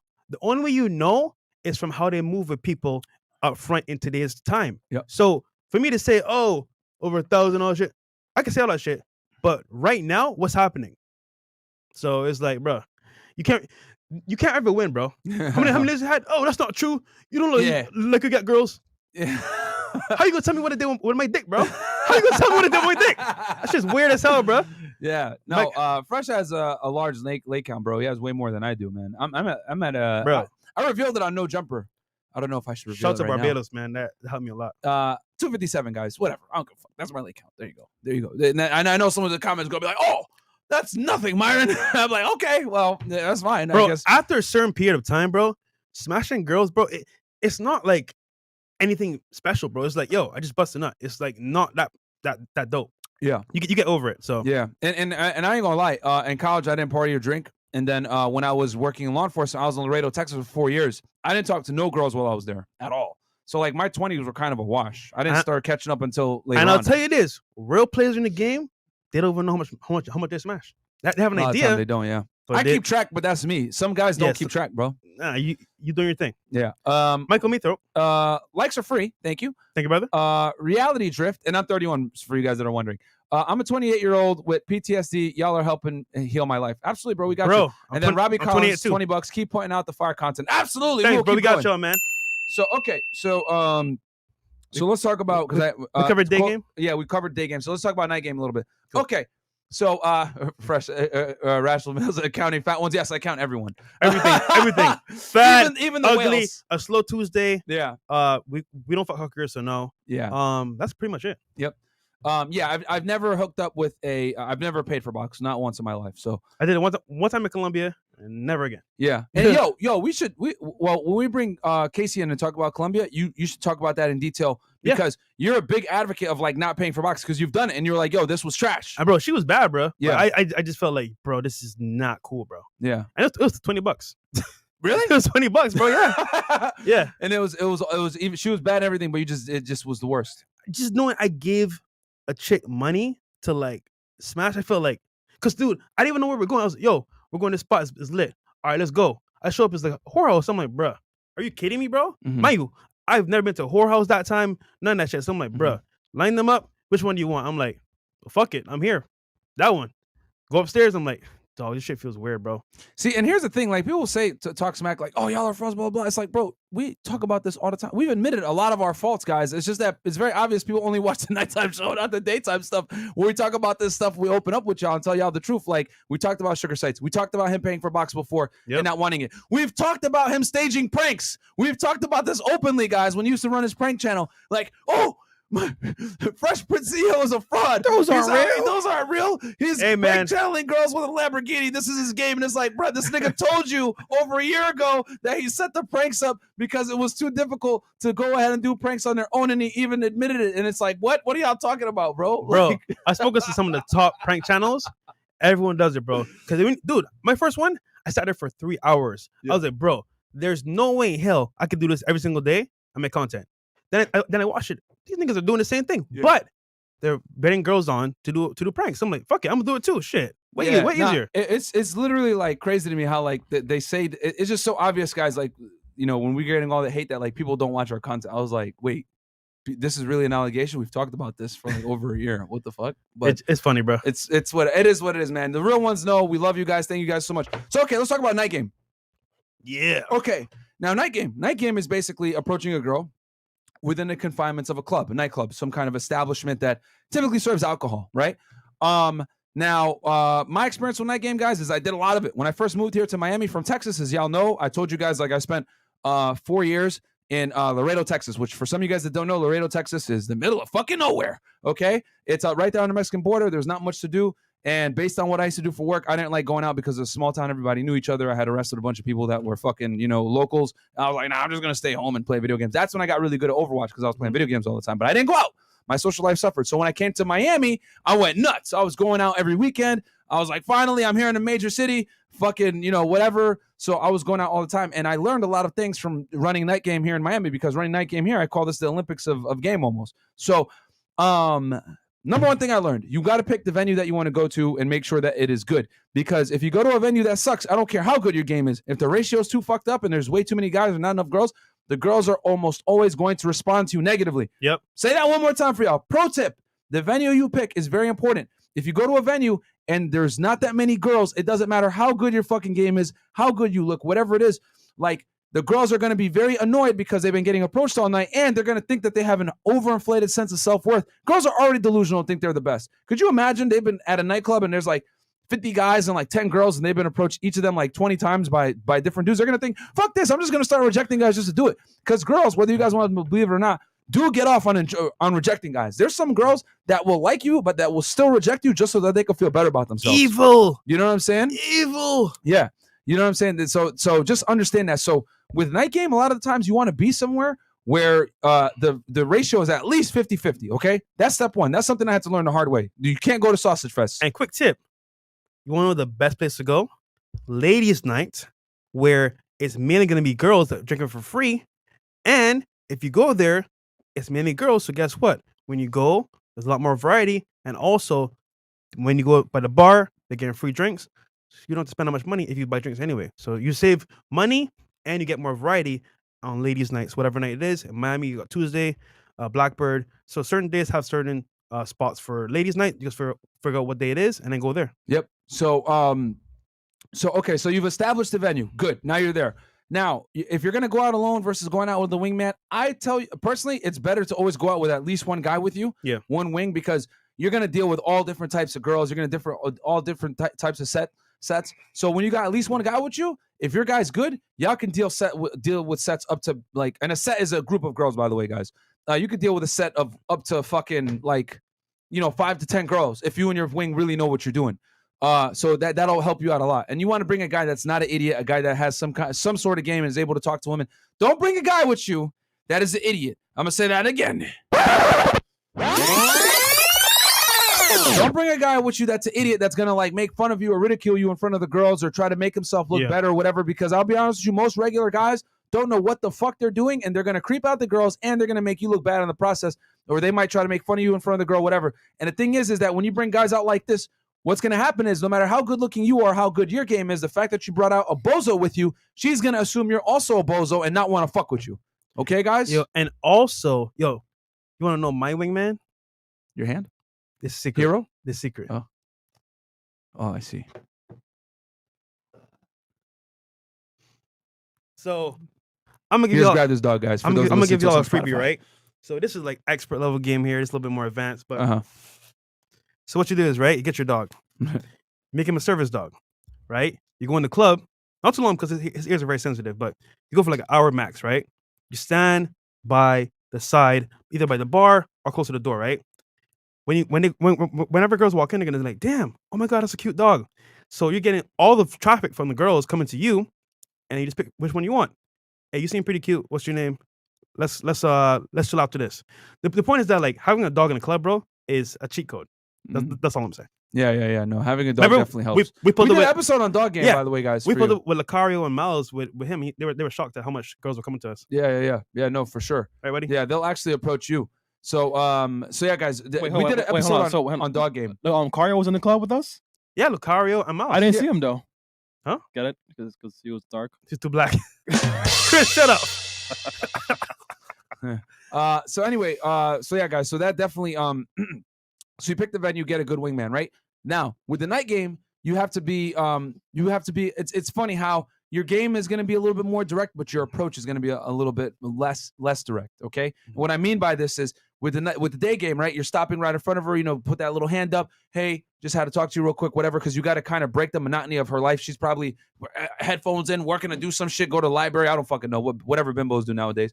And you got to stop her, right? You got to break the noise.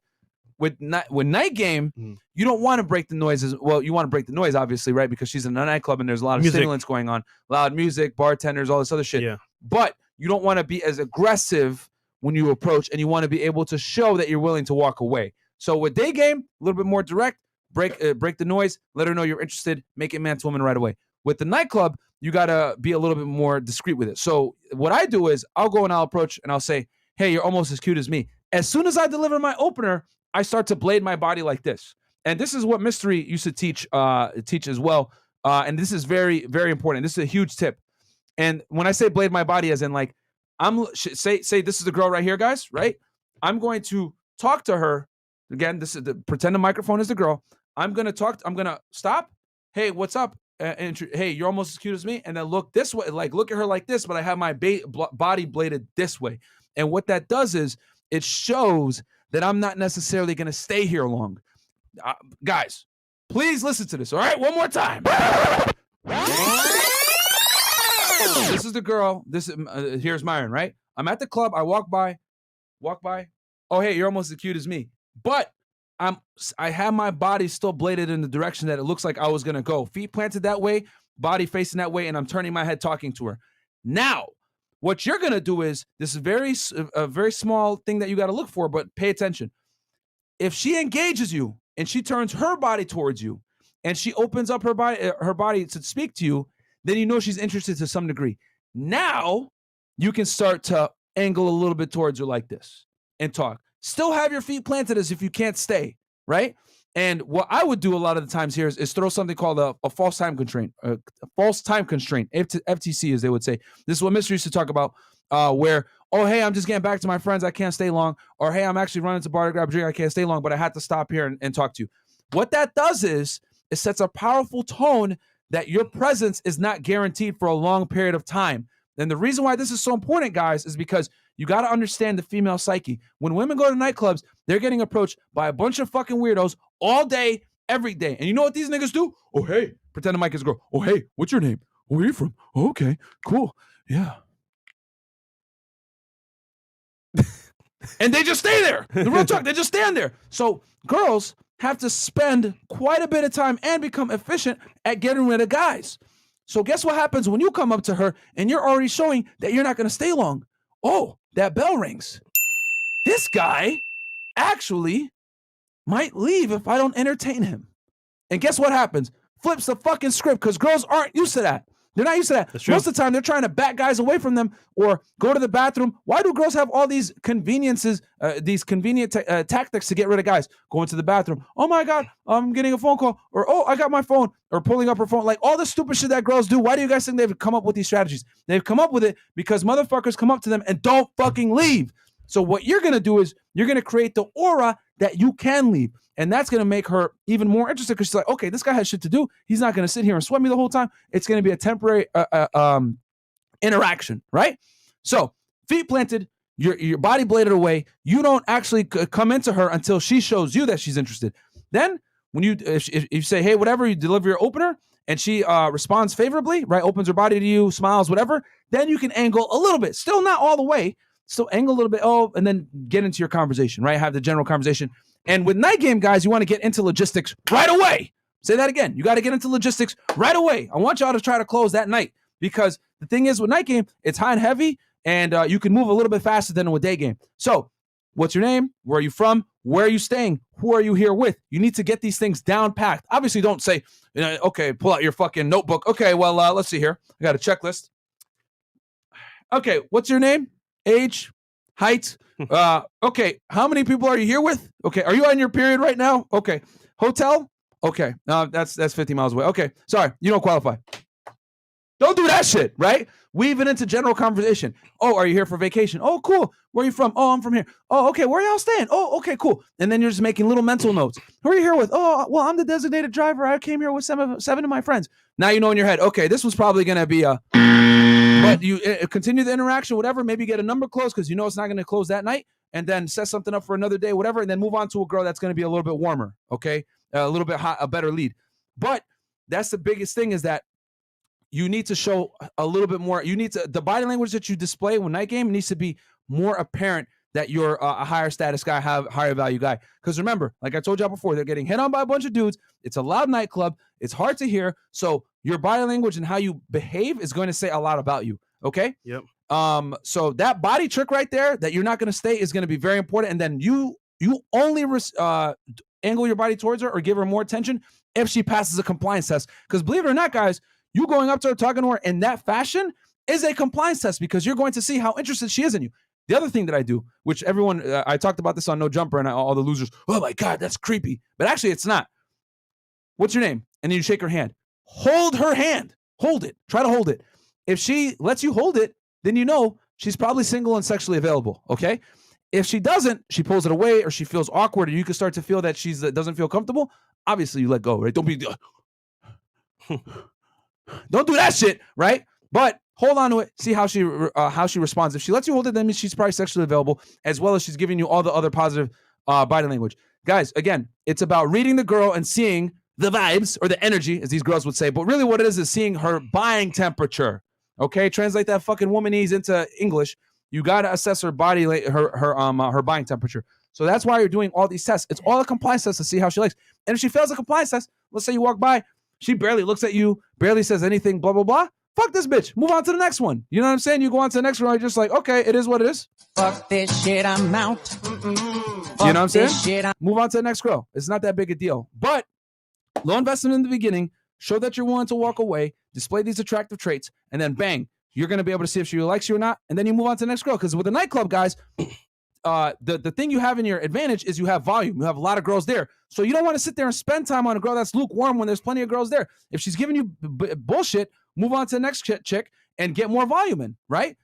I don't want you guys to run, I hope she likes me game. I want you guys to say, to basically run, take it or fuck it, leave it game. When you run night game, use it to your advantage. There's a bunch of girls there. See which one is sexually available and escalate with those and prioritize those. The girls that aren't that sexually interested, or they have shitty logistics, or they're far away, or they're designated driver, or whatever the fuck, grab numbers from them and set up dates for them later. But try to get a girl to close that night. Man, real talk. That's some game right there. But that being said, though, like the goddamn video right now. Yes. Like the video. Ain't nobody giving you all this goddamn information. For free. Right? Fresh and Fit are frauds. Okay, we're frauds. But they ain't giving this kind of value. Fucking live on air right now, by the way. Damn, son, where'd you find this? Like the goddamn video. And you know, Myron, what I'll also say too is where you shake your hand too, because some guys what they do in the clubs is they lay on the outskirts, and when the girls pass by, then they want to talk to the girls, and at that time the girls are going from from point A to point B. For example, if they're going to the bathroom, they pass by those guys, and you got about 10 guys like grabbing her, grabbing her ass and shit like that. So what I usually do is when I go to the clubs, I go towards the middle of the dance club or something like that where girls are really pulled, and I walk around, I talk to everybody more or less, so the girls see me and say, who's this guy talking to people? Even guys, like, hey, what's up, man? You look cool. I see you around. So when the girls see that, they want to get to know you because they see you as a guy that has social status or everyone's talking to you, and it makes it easier for you to for the girls to open up to you. Well, yeah, that's if you're at a club or a bar where they know you. You know what I'm saying? Yeah, but what I'm saying is like, even though they don't know you, it's like so loud that me personally is like if I go to the club by myself and I see someone that like say, hey, what do you do? Boom, boom, boom, and I chop it up. Like the girls don't know that you don't know them because it's so loud, and they see your body language talking to some other guy. But so you use that to your advantage because girls are very social, adept at looking at a situation and seeing that, that you're a friendly guy and you want to talk to the people. That's just my 2 cents. Yeah, I mean, obviously, if you're at a club or a bar where they know you, that's gonna help you a lot. You know what I'm saying? Like, because social proof is the name of the game.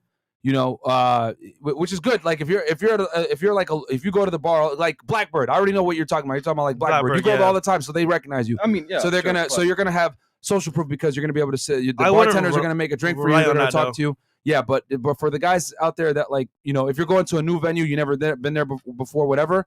You won't be able to rely on that. But if I will say this, you should go where you're appreciated. Like places like that, guys, is great. Like let's say if you know the bartender, the bodyguard, take them there for a first date. That's awesome. Yep. Like if you take a girl for a first date somewhere where they know you, that's huge. Social because proof. They're going to give you it's going to be crazy social proof. It's going to show that you're not a weirdo, and because a lot of girls' anxiety is high when they meet you one-on-one for a first date. So if you bring her somewhere and they recognize you and it's very obvious that they like you or whatever, especially if it's like a female bartender or whatever, is going to be real good. Yeah. Guys, real social talk. proof is very important, guys. Like night game starts in the bedroom and it ends in the bedroom. So let me explain. So, number 1, put fucking cologne on. I promise you, bro. If you smell good out the gate, they're gonna say, you smell nice, or what is that cologne? Off top, put some cologne on, right? Wash your body, bro. Put some lotion on if you have to, so you smell good when you go to the door. Now, when you're inside a club, right?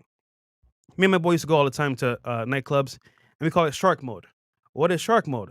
Shark mode means that, for example, let's say you're in a club, right? And you just walk in. You're gonna scout the area to see, okay, where are the fish that are ready to be, eaten up. Basically shark mode, basically. And you're going to scope the area. You're going to see who's with a boyfriend, who's with a guy, yada, yada, right? You're going to peek the scene. Once that's done, and you peek the whole scene and the whole scenario, Then, like Myron said, you're going for the kill. Basically, you go approach, and just to kind of like make this a little bit shorter. What I do is like, let's say I'm talking to the chick, we're like interacting. You want to stand out. One, if you smell good, she's gonna say, "Wow, you smell good." That's definitely points for you as well. And then secondly, you want to make it memorable. So let's say I'm with a chick, right? And we're talking. And obviously, she's feeling you. The vibe is pretty cool. Do something different. And that I mean, this is what I do all the time. I'll be like, yo, you're mad cute, I think, in the dark. I can't really see you that well. You know what? Do me a spin real quick. I gotta see. Do me a spin real quick. I'll take her hand and give her a spin, right? Give her a twirl. Talk a little bit more. And then if I can, and the setting's right, try to dance with her. Because you want to have a actual escalation towards your touch and also sexual as well. That being said, if the interaction isn't gonna go all the way, like let's say she has to go take friends home, or she has to like leave with her friends. The point is, she ain't going home with you tonight for the most part. That's cool. Get the phone number and dip. You know what's funny though? Like when you leave a girl's presence, right, after a good interaction, funny enough, sometimes after that whole interaction, maybe at the end of the club or somewhere middle of the club when you're like chilling, she might come back to you and try to like regroup that conversation because you left it with a good experience.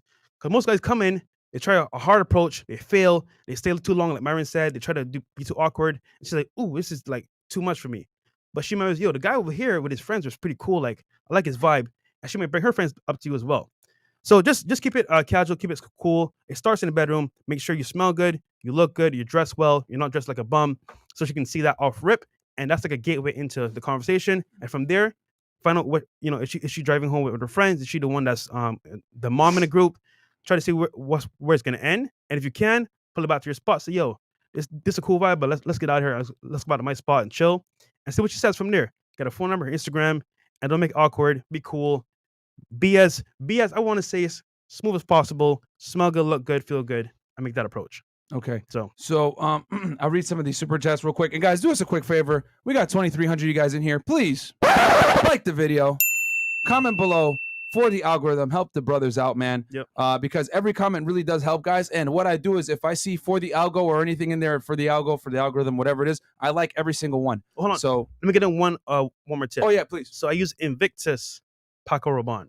That cologne right there, bro, is a silent killer, bro. You put that on, 3-4 spritz, one in the neck, one in the right here by your wrist, and then maybe one on your shirt. Good to go. You walk in there. Oh my god, you smell so good. Gotcha, bitch. Yeah, no, absolutely, guys. That good cologne. Gotcha, bitch. That will absolutely get her every single time. Yeah. We got Hood Ninja Fresh. I know Fresh didn't just give us tips on putting on cream when he don't put any on himself. Hey man, be crusty. I don't cream my feet, but the top part sometimes I be creaming. Okay, the bottom part's for 1,000,000 subs. Huncho Andrew, $2 Canadian. My first date is six can in a beach. No sex equal no second date. Okay.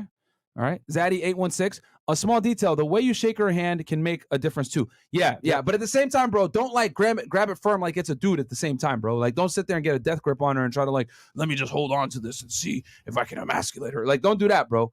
Rod Eric, #1 podcast in the world. Absolutely no, thanks, brother. Well. Ain't nobody giving y'all, bro. Free game, we bro. Bring in girls every night. We bring in celebrity guests for you guys. We bring on other YouTubers. We give you guys advice on how to get money, how to real estate invest, cryptocurrency. We bring in experts from that. How to get girls. We give you guys everything is here on this podcast. We give you all everything. Speaking of which, real quick, to include fucking skincare. Oh, our sponsor, T. Hanley. Shout out to y'all niggas. Let's go. Okay, guys. So T. Hanley, man, a great skincare product. Yep. I've been using this shit since 2018. Back then when I worked for the Uncle Sam, and I personally use the level 3. Comes with a face wash. Comes with a super serum. Comes with an eye cream. Right, and guys, stay tuned. We're gonna also talk about how to approach a 2-set and also how to deal with approach anxiety. I got y'all. Yep. Okay, and then an AM moisturizer, a PM moisturizer, and it comes with an exfoliation scrub, which helps get the dead skin off your goddamn face. All right, so if you're tired of looking like crap and your skincare not being good, this is gonna help you significantly. And also, guys, real talk: when you bring a girl back to your spa and she sees that you have a skincare routine, it's a huge demonstration of higher value because most guys don't wash their balls, let alone wash their face. There you go, man. I'm not gonna lie. Myron put me on a T. Hanley, and I must say this, man. I feel better. I smell better. And once again, these products work day and night. So I use the cream for my face in the shower. I use the soap as well. That's mainly what I use. But this product, man, works amazing. And then secondly, when girls come over late night and they want to take off their makeup, put a face wash on, it's powerful. It works. Like, wow, he has his own skincare routine. You know what? That's pretty attractive. And you get, you know what it is? It's more like you get brownie points for putting in working on yourself. They see that intention, and it's like, you know what? I respect that. So Yeah, because I mean, guys, you've seen it on the podcast. What's the number one complaint that girls have when they come in? Hygiene, bro. Always, bro. And here's the thing: I didn't realize like dudes are as dirty as they are until like hundreds of Bro, girls started coming in and complaining. Niggas don't shower. Yeah, they're like, oh my god, guys, smell, their hygiene is bad. And I was like, what the fuck, like, guys, like. Most guys don't even wash their balls, let alone wash their face. So if you have a skincare routine, it's going to make you extremely attractive. And here's the other thing too. Real talk, girl comes over, she wants to get that makeup off. Hey, just use my face wash right here. It's going to get that makeup off. Really? I don't believe you. And they use it. I'm like, damn, this is good stuff. Because the men's products are almost always better and stronger than the female products. Mm-hmm. Like a lot of girls that are smart use men's products over female products because the women's shit is garbage. Because the thing is that these big hygiene companies, they know they can get away with making the quality of the women's stuff shitty and still make sales, and it's more expensive. You know, they'd be finessing women hard because it's more expensive, less potent, and the women still buy it. Because what do we say? When you lie, women buy, right? So, guys, get a good skincare routine. If you want to flex on your girl a little bit, like, hey, your makeup remover's trash. Check out my shit. They're gonna be impressed. Chris, what about you? Yeah, man, Teach is definitely on point because I use it. It's my I won't say 4th month using it, and when I use Teach, immediately my skin feels better. When the girls come over and they use it, it's like, yo. And they see it like, oh yeah, what is that, Teach? And they see like the whole products, and you can tell like the look in the eyes, they're really impressed about a guy who takes care of the hygiene. And people would see me, he's like, yo, Chris, how old are you? I'm like, I'm 33. Like, what? You're 33? I thought you were 24. So definitely, guys, use a skincare product on your skin because at the end of the day, man, like you gotta get everything up, and just having a good skin is definitely on point. When you approach girls in the clubs and you have that oily, pimply skin and shit like that, guys. You definitely want to use Teach. Yeah, pizza face is never good, guys. So anyway, no. So sorry, I was telling first. So I was doing the whole hand wave thing. Okay, yeah. So guys, definitely get Teach. Click the link below, teach.com/FreshandFit. Use and get a free gift when you purchase it, guys. With Teach, we've been using it for a while, man. Real talk. This thing sells itself, man. I don't even really got to tell you how much. I know a bunch of y'all ninjas in the chat been using it. Yep, it's been helping y'all. I personally use the eye cream, guys, because it's really good for me because I have these dark circles under my eyes. I've had them for years, and it's significantly reduced them. I'm not gonna lie, I can't live without Teach now, bro. Yeah. It's too far gone. Yeah, you do it twice per day, man. It's gonna have your skin looking good, man. So, guys, take care of yourselves, man. Preserve your youth and your beauty, unlike these women. And listen, go back to the show, okay? There you go. Okay, so Zaddy A16, a small detail the way you shake your hand, read that one. Mary. Just want to show love to you guys. Thank you, Mary. Thank you, Mary. David Edema, what's good from London, UK? Been watching since Kevin Samuels roasted Sable. You guys are the GOAT and improve my dating games stupendously. We got Thank you, so brother. much, man. Shout out to you. All the way from we're Great the Britain. only ones in the game still doing it. Facts. Instagram, real life. Facts, bro. We're in the game with y'all, man. Like, we're here with you guys. Bro. We're dealing with this stupidity with modern day women, too. We had Adam from No Jumper here, right? What do you see? Face that calls multiple girls in the studio. Bro, who's doing this shit on this level? Nobody. Nope. And that's why they come at you guys and try to discredit even more. You know what I'm saying? David Edema, what's good from London, UK? Read that one. Sorry, $10 from Hood Ninja Fresh. Read that one already. And then we got Donovan Sharp. Shout out to Donovan. Keep it up, fellas. Y'all back on the way up. Fuck the haters. Hey, shout out to Donovan. Thank you so much, Donovan. Appreciate that greatly. Demon got me. Go subscribe to his YouTube channel, guys. $5. Some viewers may want to know if the different approaches should change based on the female's race and social status. Thoughts? That's very nuanced, man. Honestly, I would have to know, but typically, no, man. You don't want it to change. That's too much variation. That's too much, yeah. $5. G Complex 217, fellas. What are your thoughts on approaching in a dance club salsa, get them on the dance floor as a way to interact? Yeah, if you join a salsa club, bro, that'll help you a lot. Bro, when I first got to America, bro, I did salsa classes, bro. I went to a Latin club after that. If you can dance, bro, women love that shit, bro. They love that shit. Wait, Fresh, you could dance? I used to do. Okay. Hold on. I did the 1, 2, 3, but honestly, I forgot all that shit, bro. I was gonna say I forgot all that $2. shit. Alan Alik, if she says I need space, what does it mean? Usual. Yeah, it means she needs Bye-bye. space, aka there's another dude You're that's gone, gonna bro. be space in between, my friend. You're done, dog. You're done. And then 1400 lays. Does Teach work for Bacne or general warts? Yeah, you're a troll, bro. Yo, no, I just noticed who the picture was. Yo, y'all are hilarious, bro. Yo, they literally take like anyone that like talk shit about us, make a thing, and then clown them. That's hilarious, funny. man. Yo, thank you guys so much, man. This chat For is real. unfucking defeated. Shout Y'all out really to y'all, ride with man. us, man. Rod Eric, $5 for the girls. That's men smell. It's probably their upper lip. For real. Gents, clean your ass. Okay, thank you, Rod. That's okay, true. So, and guys, please do me a quick favor. Like There's the video. 2,000 plus you in here. Just get us to 2,000 likes. Can y'all do that for me, man? We're only at 1.6. Oh, Let's we at got least Jill 2,000. again. $20. I was with Fresh when he pulled 6 LA girls. Real talk. He knows the game.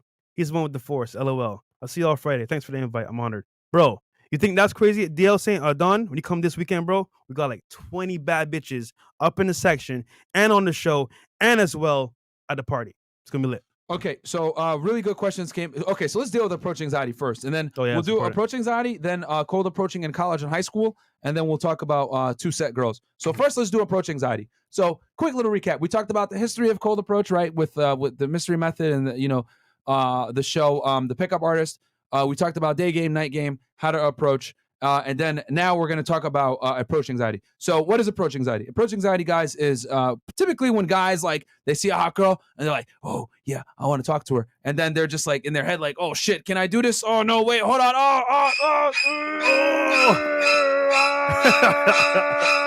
You guys, here's the thing. It'd be easy for me to tell y'all, just stop being pussies and do it. But I get it. A lot of guys get that approach anxiety and they're like, damn, I don't know if I want to do this. Hell, even me, I get approach anxiety sometimes. You know what it is? And I don't want to do it. Overthinking. It's overthinking. But you just go for it. Yep. It's kind of like, if you think too much, you might just not do it at all. Yeah. So one of the biggest tips I tell guys if they want to get over approach anxiety, stop whacking off. Say that again for y'all motherfuckers. I'm just going to say it. Stop beating your goddamn meat, okay? Stop whacking it. A big reason why you guys don't want to get out there and approach girls is because y'all know you can go home and bust a nut instead of going and talking to girls. You go, oh shit, no! And then bust your own load, and it's like, why are you going to be motivated to go talk to women when you can just get the instant gratification at home while spanking it to fucking Pornhub? Backup plan. You know what I'm saying? A lot of y'all know this sound effect way too much. Whoa. Yeah, okay? So stop whacking it, all right? That's going to help you a lot because it's going to, number one, is going to get your energy up, and then number two is going to get you to realize, damn, if I want to get boxed, I got to get out here and actually talk to girls. It's going to force you. And Yeah. the thing about it is, right, if you're not jacking off, you're going to want to bust a nut. So naturally speaking, how do you bust a nut? Talk to girls, go on dates if you have to, and then you smash. Yeah. So yeah, guys. So you definitely don't want to be out here watching porn all day. And Chris? Oh. And watching porn. Nigga fell asleep. Yeah, nigga fell asleep in the back. No, it's a girl, so. Oh. Yeah. So you don't want to be sitting there watching porn because it's definitely gonna fuck you up with approach anxiety, guys. So number one, stop whacking off to porn. Number two, get the social lube going. And what I mean by that is not porn. When you know you're gonna go out or you're gonna go out and do a session of approaching girls, start talking to people. Okay. Let's say you go to the grocery store, start generating conversation with people that you see along the way. Whoever you ride the elevator with, hey, how's your day? Blah blah blah. You know, the person that bags your groceries, talk with them, start a general conversation. Like, what's gonna happen is, like I told you guys before, you're like when we talked about cold approach and like getting the girl to talk, or when you're interviewing a suspect, you're trying to get them to talk and comfortable to talk. That's what you're doing. You're prepping yourself up. It's almost like warming up before you get into the game. And you'll be surprised at how like just start generating a random conversation with like random people that don't necessarily know you or whatever is gonna get you ready to go ahead and talk to girls. Because if you can start a conversation with random people that know nothing about you, or you guys have any common interest and you're able to hold a conversation, it's going to make it a lot easier for you to segue that into running game and talking to girls. Bro, back in the day, you know what we used to do? We used to go to different spots in Miami, and we'll start at the lowest traffic spot, and we'll hit on girls right there. That's like our pregame to the pregame. Next spot we'll go to, another set of girls, pregame there, and the spot we actually want to go to, we'll have already been pregaming before, talking to girls, so we're already ready to talk to girls at the main venue. That way, we're not in the same place, but it's a whole new set of girls, but we're already warmed up from the other two locations. There you go. There you go. Yeah, man, you guys would be amazed at how like warming up and like talking to girls will actually help you, or talking to other people, whether it's an old lady at the grocery store, someone that you run into the hallway, The security guard, the bartender. Yeah, bro. Talking with the bouncer when you walk in, starting a general conversation, like it helps a lot, guys. It's gonna get you warmed up and ready to go to speak to people. It's gonna get you nice and sharp. So It does help. So 2 things to defeat approach anxiety. Quick tips: don't whack off. Stop that shit. That's gonna help you a lot. And then number 2, before you go out and do a session, start talking to people. Hell, jump on the phone with an old friend, with a colleague, whatever it is. Jump on the phone with them for 5-10 minutes. Get your mouth fucking opening, get used to speaking, and then bang, get out there and talk to the girls. And you just got to stop being a fucking pussy, guys. You got to accept the reality of this right here, okay? Top tier guys close 10% of the leads that they talk to. Say that again.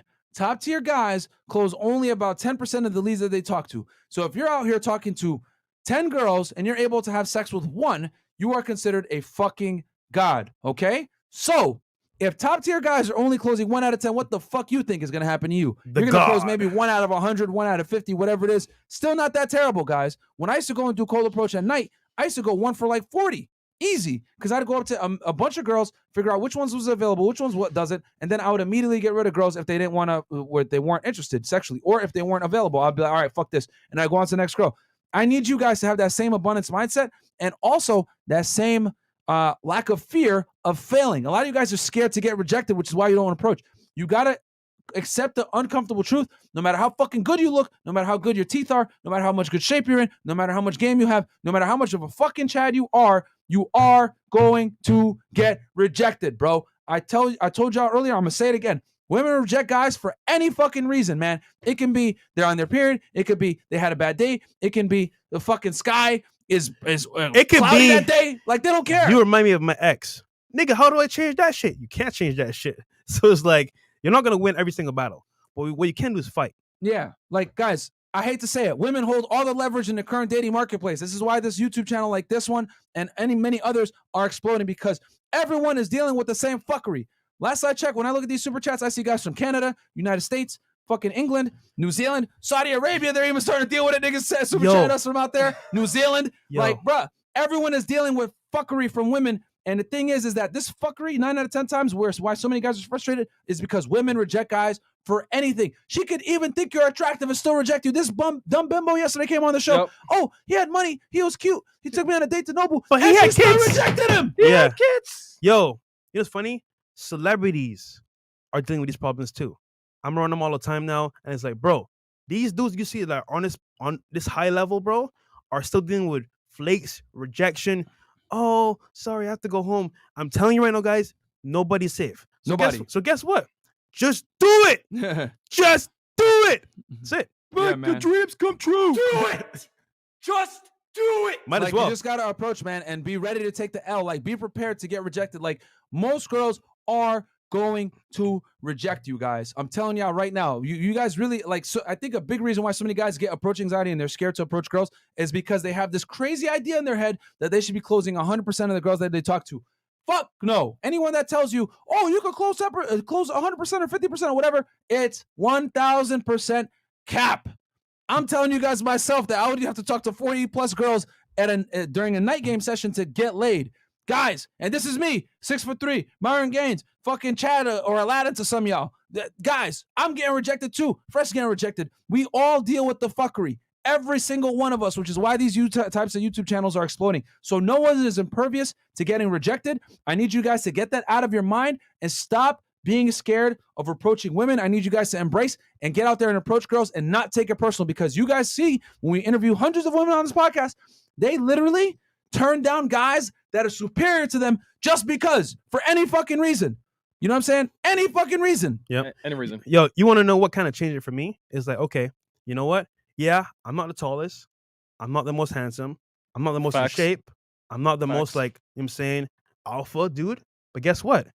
If this ugly dude over here can get girls, why the fuck can't I do it too? I said, fuck it. I'm gonna give it a shot. I got rejected many times. Oh, sorry. I'm here with my friends. I heard all the bad shit, bro. But guess what? It made me stronger. And now, who has the last laugh, motherfucker? And here's the other thing too. I want to let you guys know. You guys want to know why women? Here's the beauty. I'm in a unique position here.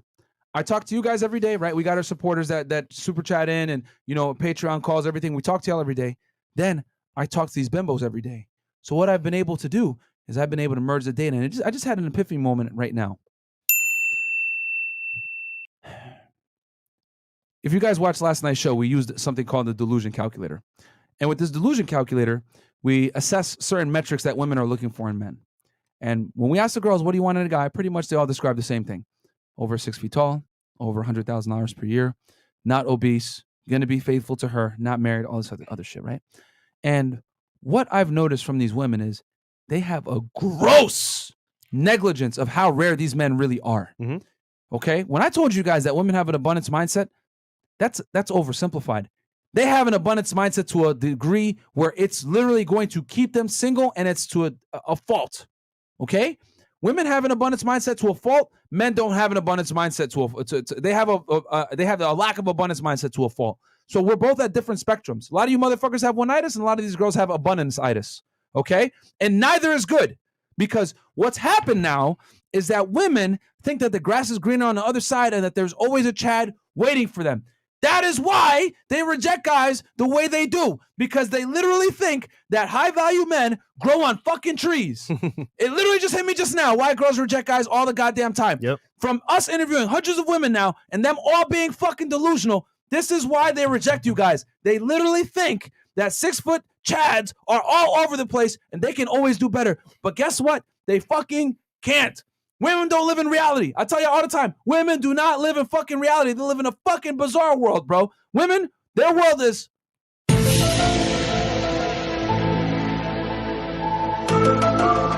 Everyone is 6 feet tall, has nice teeth, has money, has a nice car, has abs, and is waiting to be monogamous with them. They only want you, right? They don't want you, yeah. But this is the crazy world that they're in, bro. This is the crazy world that they're in. So they meet you. You might check off a million things, but then they're like one little thing. Oh, well, I don't like the fact that he has a single white hair in his beard. I'm going to reject him. Why? Because they have this abundance mindset where they think that every guy's a fucking Chad and that they can get him. So guys, women don't live in reality. You shouldn't let them fuck up yours with rejection. I'm going to say that again, okay? Listen very closely. Women don't live in reality, so don't let them fuck up your reality with their lack of it, okay? And make you feel bad because they don't live in reality and reject you. If they reject you and you're a high-value guy or you got your shit together, whatever, that's on her. She doesn't live in reality. You fucking do. You got to play the numbers game and continue to talk to the next girl and hope that she's a little bit less delusional than the prior bitch you talked to. But the problem is that you guys are scared to approach a creature that doesn't live in reality. Y'all see it here, 1080p every night, 6 foot tall, $100,000 a year, 6 foot tall, $100,000 a year. Oh yeah, these guys are common. I meet them all the time. Oh yeah, I'm a high value woman. Blah blah blah blah blah blah blah. These girls don't live in reality, bro. They don't. Okay, so y'all can no longer be scared of approaching women, approaching creatures that don't live in reality, that think that the fucking high value men grow on fucking trees, bro. Okay, so guys, approach the girl. If she rejects you, oh fucking well. Okay, she's a delusional bimbo that lives in a Disney fairy tale. You live in reality. Move on to the next. And you actually know the numbers. They don't. And the funny story is they're broke, insecure, still live with their mom for the most part, and then guess what? They still pee and they still poop. So they're no better than you, bro. Like, they're not better than you. You should not be scared to approach these bimbos, bro. Nah. Like, do not be scared to approach these girls, guys. Like, I'm telling y'all, like, it just literally hit me now why girls reject guys so openly and don't give a fuck. They literally think that they have an abundance mindset to a point where it's ridiculous. And we talked about this in LA. Social media, bro. Yeah. Social media. Dude, Instagram, bro, Snapchat. It's a wild, wild world, bro. Yeah. And they literally think that they can get any guy. Oh, well, rappers hit me up and athletes, so why the fuck should I take you serious? Oh my God, blue checks everywhere. Yeah, and you're right. So they equate sex to having a guy get to know them. You know, it's like because the guy wants to know you, he wants to fuck you only, not date you. It's two different things. Yeah, they conflate the two. Women conflate sexual attraction with relationship attraction, and they think just because a high value guy's hitting them up for sex, that also means that high value guy is looking for a relationship. No, he's not, baby girl. He might lie to you and say he wants that, but that's cap. He wants to just smash and run. And yo, now I'm on the other side, bro, and I'm like on that top tier level, bro. Bro, it's funny because they'll do the most for you, and in reality, all I'm doing is smashing. Like, yeah. I'm not gonna ever wife you. Like, yeah. There's no difference between. But the girls me. Think that, and that's why I fucks it up for everybody else. Exactly. You know what I'm saying? Sorry for y'all niggas, bro. So it just literally hit me now. I just had an epiphany moment, man. That's why y'all are getting rejected, and why y'all cannot be scared of approach anxiety, guys. Because I'm telling you.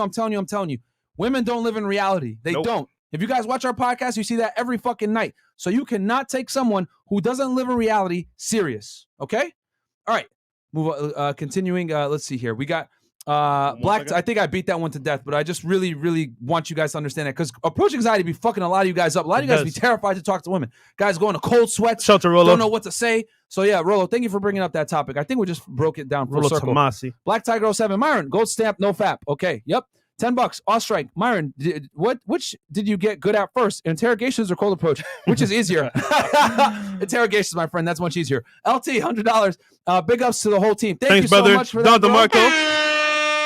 Don DeMarco. Flash Media. $20.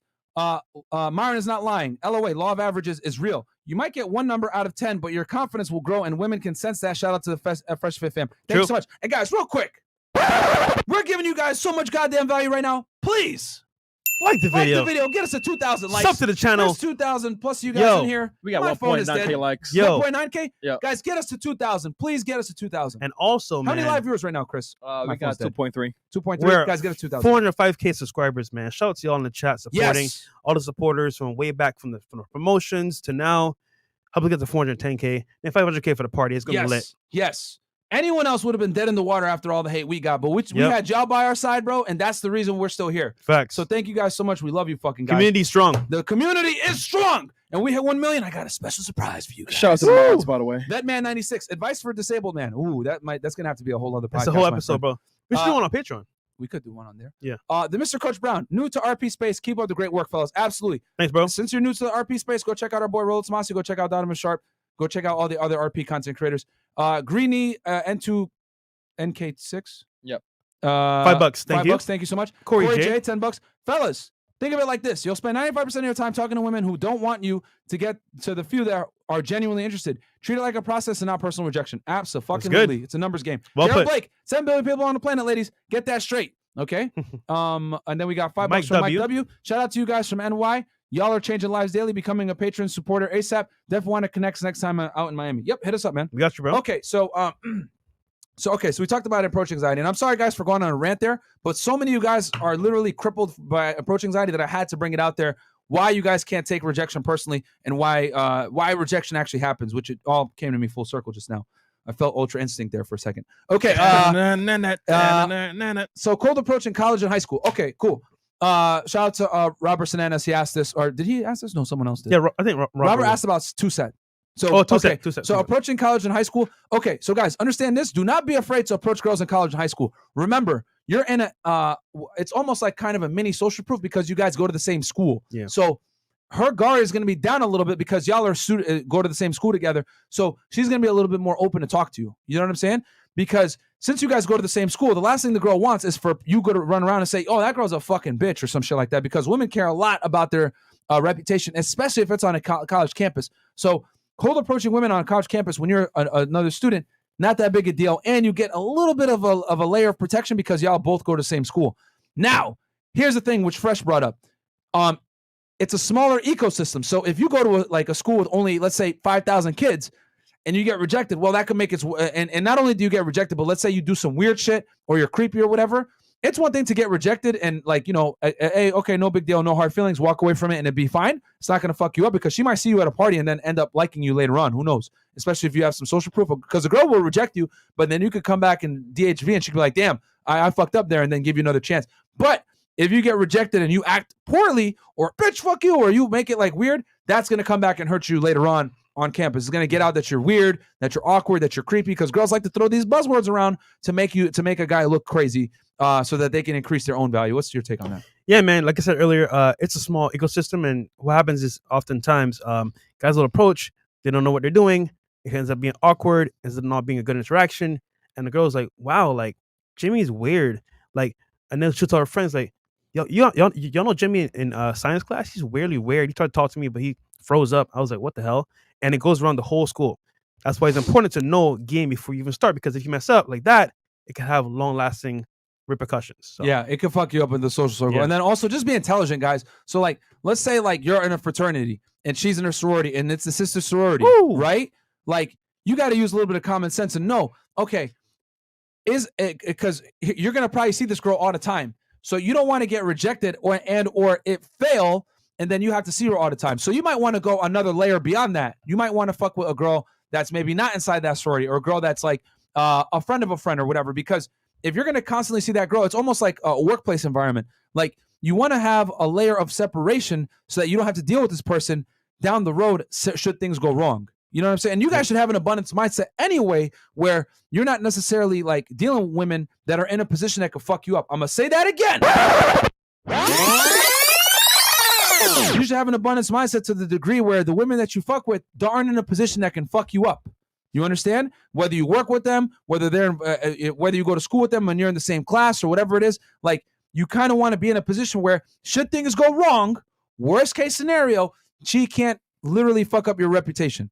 Okay, so sometimes going a layer outside, past that girl might help you dealing with her friend, dealing with her cousin, whoever the fuck it is, so that if things go bad, it can't necessarily fuck up what you got going on, especially if you work with the girl. But with colleges and high schools, man, you guys can cold approach, right? You can absolutely make that move. It's a little bit easier because you're all in the same ecosystem.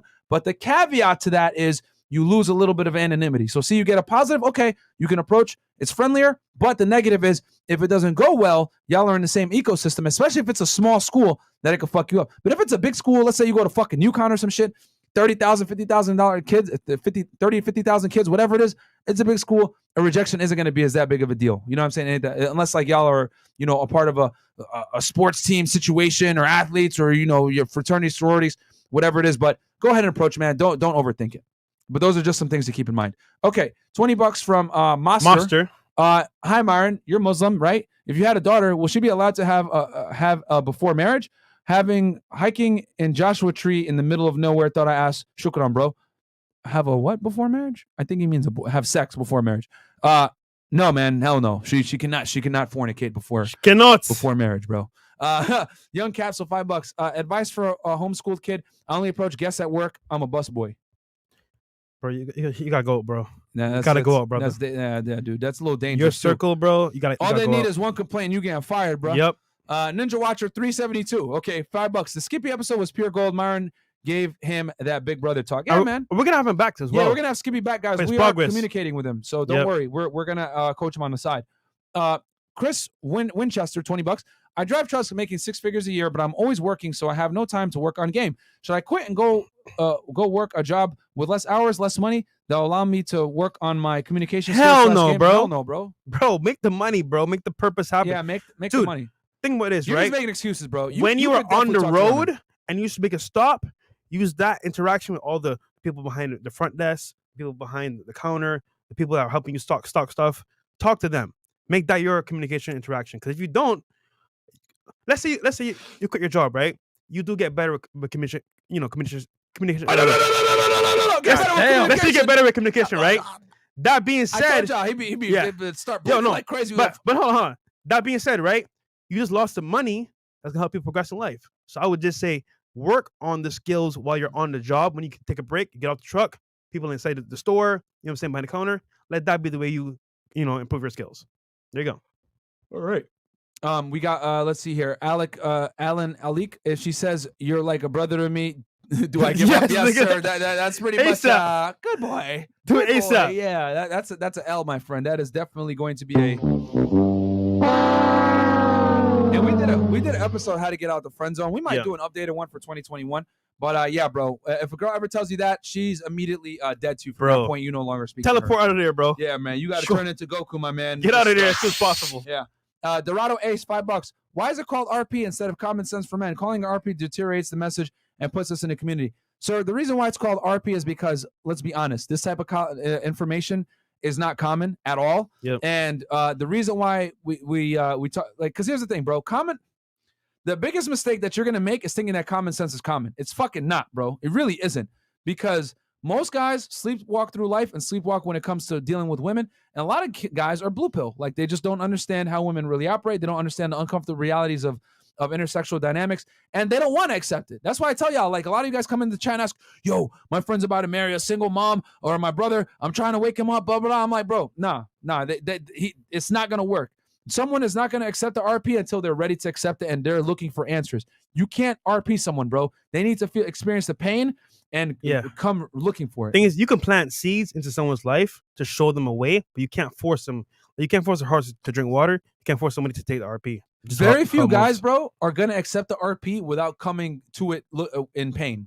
Yeah. Very few. Fortunately for me, I didn't take the RP at the pain of a woman, bro. Like I kind of already knew this stuff from high school, from reading the mystery method, whatever. So it all just made sense. It connected dots for me. Like when I read the Rational Male, it connected so many dots that I had already kind of understood from reading the mystery method. And I was a nerd. So like for me, I was like, damn, okay, I'm in search of knowledge. I'm trying to figure this stuff out. So the deductive problem solver came out. I was like, damn, okay, this all makes sense. Okay, I'm willing to accept this. But a lot of guys are not, guys. They're gonna be like, oh, who hurt you? Or yo, you're a misogynist. Or yo, bro, like misogyny energy, like misogyny. You know what I'm saying? Like a lot of dudes aren't. Even guys will fight you on this type of stuff, bro. Yeah. So. And that's why I tell y'all, don't hang out with blue pill guys. Don't do it. They're going to frustrate you, bro. I don't hang out with no blue pill niggas no more. That's it. You know what I'm saying? Because our whole mindset is different, and common sense is not common, bro. And one of the things you got to understand is that thinking that common sense is common is going to leave you extremely, what's the word I want to use here? Disappointed in society. Because common sense is not fucking common, bro. Nope. So not even close. Kuro Koshi, yep. $5. Want to see if you guys, especially Fresh, can speak on one-nightish, and if a girl can or can't be special, and why. I mean, bro. Well, here's the thing, guys. Again, last night was so many RP truths were dropped. A lot. The girls at the table all thought that they were special, bro. And I had to tell them, like, yo, none of y'all are special. Like, women really run around here thinking they're special.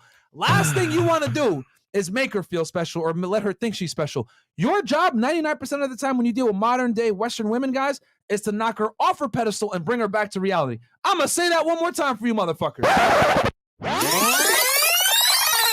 99% of the time that you're dealing with women from the West, that modern day Western women, you need to knock them off their pedestal and bring these bitches back to reality. I tell y'all, I need y'all niggas to turn into fucking Scorpion. Get over here! In reality with me, bitch. You're not that special. You're not that cool. You're a regular bimbo, just like everybody else. Your shit stinks just like mine. Welcome to fucking reality. Yeah. That's what most of you guys need to do.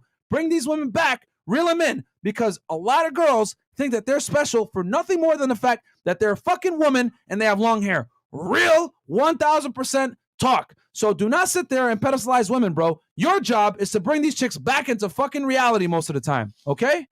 So, man. Anyway, yeah. I hate to say it, like, I know people like, Myron, you're so passionate. Why are you so mad about this? Blah, blah, blah. Because I have to come in and deal with the end product of you niggas putting these girls on pedestals, man. They come in this podcast thinking they're fucking special, disrespecting us, thinking, well, I'm special, blah, blah, blah. No, bitch, you'll float too. You're just like everybody else. You know what I'm saying? Like, there's nothing special about you. Your shit stinks. You know, but it's because we live in a society nowadays where we tell girls that they're sugar and spice and everything nice and that they're special and that they deserve the best and they, you know, that they should only be getting the best man, blah, blah, blah. Guys, that is poisonous information to give everyone. Yeah. Yo, could you imagine, right? Let's go into a fucking dream world real quick. We just told all the guys. Imagine walking around and telling every little boy growing up, you know what, bro? You deserve a fucking baddie, all right? You need a 9 out of 10 dime. She can't be fat. She should be sucking your dick on command. She should be making you sandwiches. Like, don't demand anything less, okay? You deserve the goddamn best. Gillette, motherfucker. Don't take anything less. If she doesn't do her hair, she's not submissive, whatever. Fuck that bitch, okay? Women are trash. Could you imagine this fucking clown world that if that shit happened? It's never going to happen, though. But we have no problem girls, though, telling little girls and telling women, oh, you need a guy that's tall, attractive. You deserve the best. You fucking go, girl, no matter how much of a fat, annoying bitch you are. You deserve the best of the best, girl. And we let women just run with that narrative. You deserve the best. No. You're special, blah, blah, blah. Bro, we ask these girls, hey, what do you rate yourself? I'm a 10 out of 10. And she looks like fucking, looks like the nigga from Jeepers Creepers. You know, we got girls in here that literally look terrible, 300 pounds, out here saying, I'm a 10 out of 10. Yo, plate cleaner from last night. Oh, gosh. That's fucked up. That being said, though. But just, guys, your job, if you watch this podcast, is you need to bring these chicks to reality. All right? Go ahead, Fresh. Rant over. All I'm going to say, man, entitlement is at its highest. And if you think for a second that she doesn't think that she's better than you, you're wrong, because she definitely does. And the funny part is, what do they bring to the table? Absolutely nothing. But Fresh, they're on the table. I am the table. That's what they say. I am the table. Bro, I shit on tables. There you go. Like, I'm telling y'all, bro, like, you guys watch it every single night, man. Many modern day Western women are fucking delusional, bro. So I need you guys to operate in reality and bring them into reality. And sometimes that means by you holding them accountable, you're bringing them to reality. Because I'll tell you guys this, a lot of guys haven't. Okay. Yep. Okay. Right, that's Got That's Venom. over. Yeah. Okay. $5. The irony of Fresh stuttering like crazy when trying to say the word communication. Hey man, Brock. I messed up on that word. Scudum Sebum 893. If you're 19 and want to do cold approach, how do you handle the ones that could be under 18? Lots of underage everywhere. Ask the question, bro. Ask the question. How bro. old are you? Make that bitch show you ID, bro. You turn into a Facts. bouncer. Controverse media. Morpheus didn't force the RP down men's throats. Yep, absolutely. No, it's true. $5 from Omar Hendricks. Any advice for flying girls out to see me? Never done it before. LOL. She wears black, forces, listens to young boy. Young boy got a chest tat. Gives me crazy vibes. Yeah, you funny, bro.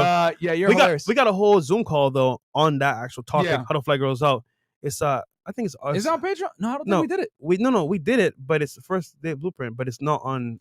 Yeah, it's not there. It's not for sale. We might do something for it. Yeah, we should open back up deals on demand, bro. Yeah, we might open that back up because we have a very flying girls out. It could be the best thing, but it could also be the worst thing. So we could talk about that and how to do it so you don't end up. See, again, it gets into that slippery slope when you're on a sugar site. Yeah, you know what I'm saying? Like, and this is the thing. We told y'all get on a sugar site, but you got to know what you're doing because you're gonna get finessed if you don't. Because you're in simp land, you're in trick land, so you need to be able to distinguish yourself from all the other tricks. So, but it's a slippery slope, bro. It's and flying girls is also a slippery slope. It's like you're on a train. You got to know when to get off, though. Yeah, 'cause that train will keep going and it will fuck. It'll run you over, my friend. Yes, so that could be its own episode because there's a whole bunch of precautions that you need to take before you do that. We should do an episode on how to fly girls out. Maybe we but can. put the real Flew stuff. out. Put the real stuff behind. Yeah, because there's a lot. There's Because some. we can't give you all out on YouTube. That's too much. Bro. Yeah, there's some toxic things we gotta Holy do that would not be smokes. safe for YouTube. Jacob Suarez, $5. What you mean by blue pill guys? Guys that don't understand the truth about female nature, my friend. Exactly. We got Uncle Yubuki, Luke. Yeah, $2. Thank you. you. Rod Eric, $5. That's why I fuck with y'all for real. Thank you Thanks, so much, bro. man. We keep it real. Rusty man, putting a woman on a pedestal is setting yourself up for failure. To be honest, facts. Nolan Baptiste, $5. Man, what about men that get publicly embarrassed by women and stay mentally afraid to approach? How can a guy recover that? Any advice? I got it right now, bro. You're going to stop being a fucking pussy and do it, bro. All right. There's kids out here that don't even got water to drink, and you're out here crying, nigga, about, oh, they embarrassed me and they hurt my feelings. Oh my God. Guys, I talked about this with Skippy, and I'm gonna say it one more time. You guys out here that are scared to approach women or, nervous or approach anxiety, whatever, these are first world problems. You should be fucking happy of the fact that you even have the privilege of being able to experience approach anxiety. Some motherfuckers experience food anxiety. They don't even eat. They don't have water. They don't have electricity. They don't have any of this shit. You're talking to us right now on the internet talking about, I'm scared to approach a woman. Fuck that shit, bro. Life is much harder than that. If a bitch embarrasses you, fuck her. Let me tell you guys something. If you go up to a human being and you introduce yourself in a polite, respectable manner, and their inkling is to say, ew, get away, whatever, you know what, bro? Fuck that bitch, okay? Because there's nothing wrong with you. There's something wrong with her. Yep. Okay? People that negatively reject someone to that degree where they embarrass them or try to degrade them simply for making an interaction, assuming you weren't weird about it or anything like that, that's on her, bro, not you. What did I tell y'all earlier in the show? That's why I repeat myself like fucking Mike Jones on this show. You live in reality. Women don't. So you cannot take what someone says that does not live in reality seriously. I'm going to say that one more time for you, Nolan, just for you, okay? You cannot take what someone says seriously that does not live in reality when you live in fucking reality, okay? We tell you guys every single day, women are delusional when it comes to what they think they deserve from men. So since they're delusional about that, they don't live in reality. They live in a fucking Disney fairy tale. So don't let a bitch that doesn't live in reality fuck up your reality because you actually live in reality. Move on to the next girl. Talk to the next one. One bad apple in the fucking in the bunch doesn't fuck everything else up, bro. Yep. It is what it is. Don't ever let someone be able to come in and control your emotions and control how you feel about yourself. Fuck that shit. That bitch don't like you, she can go suck a dick. Also, quick tip as well. Like, bro, you got one life to live, right? If you're going to let someone that doesn't pay your bills, doesn't smash you anyway, doesn't care about you, tell you how to move or make you feel a certain way, bro, why? Live your life for you, bro. If you want to smash chicks, bro, guess what? She wasn't the one. There's many others. If you take a shot at, you might get a chance at. So you got one life to live, bro. Don't waste time on one person. Hey, it happened, bad interaction. Yeah, I understand it fucking hurts. Bro, I've been hurt a lot in the past. But guess what? You move forward. Hey, live your best life, bro. Real talk, bro. Like y'all watch fucking Yu-Gi-Oh back in the day. You know what I'm saying?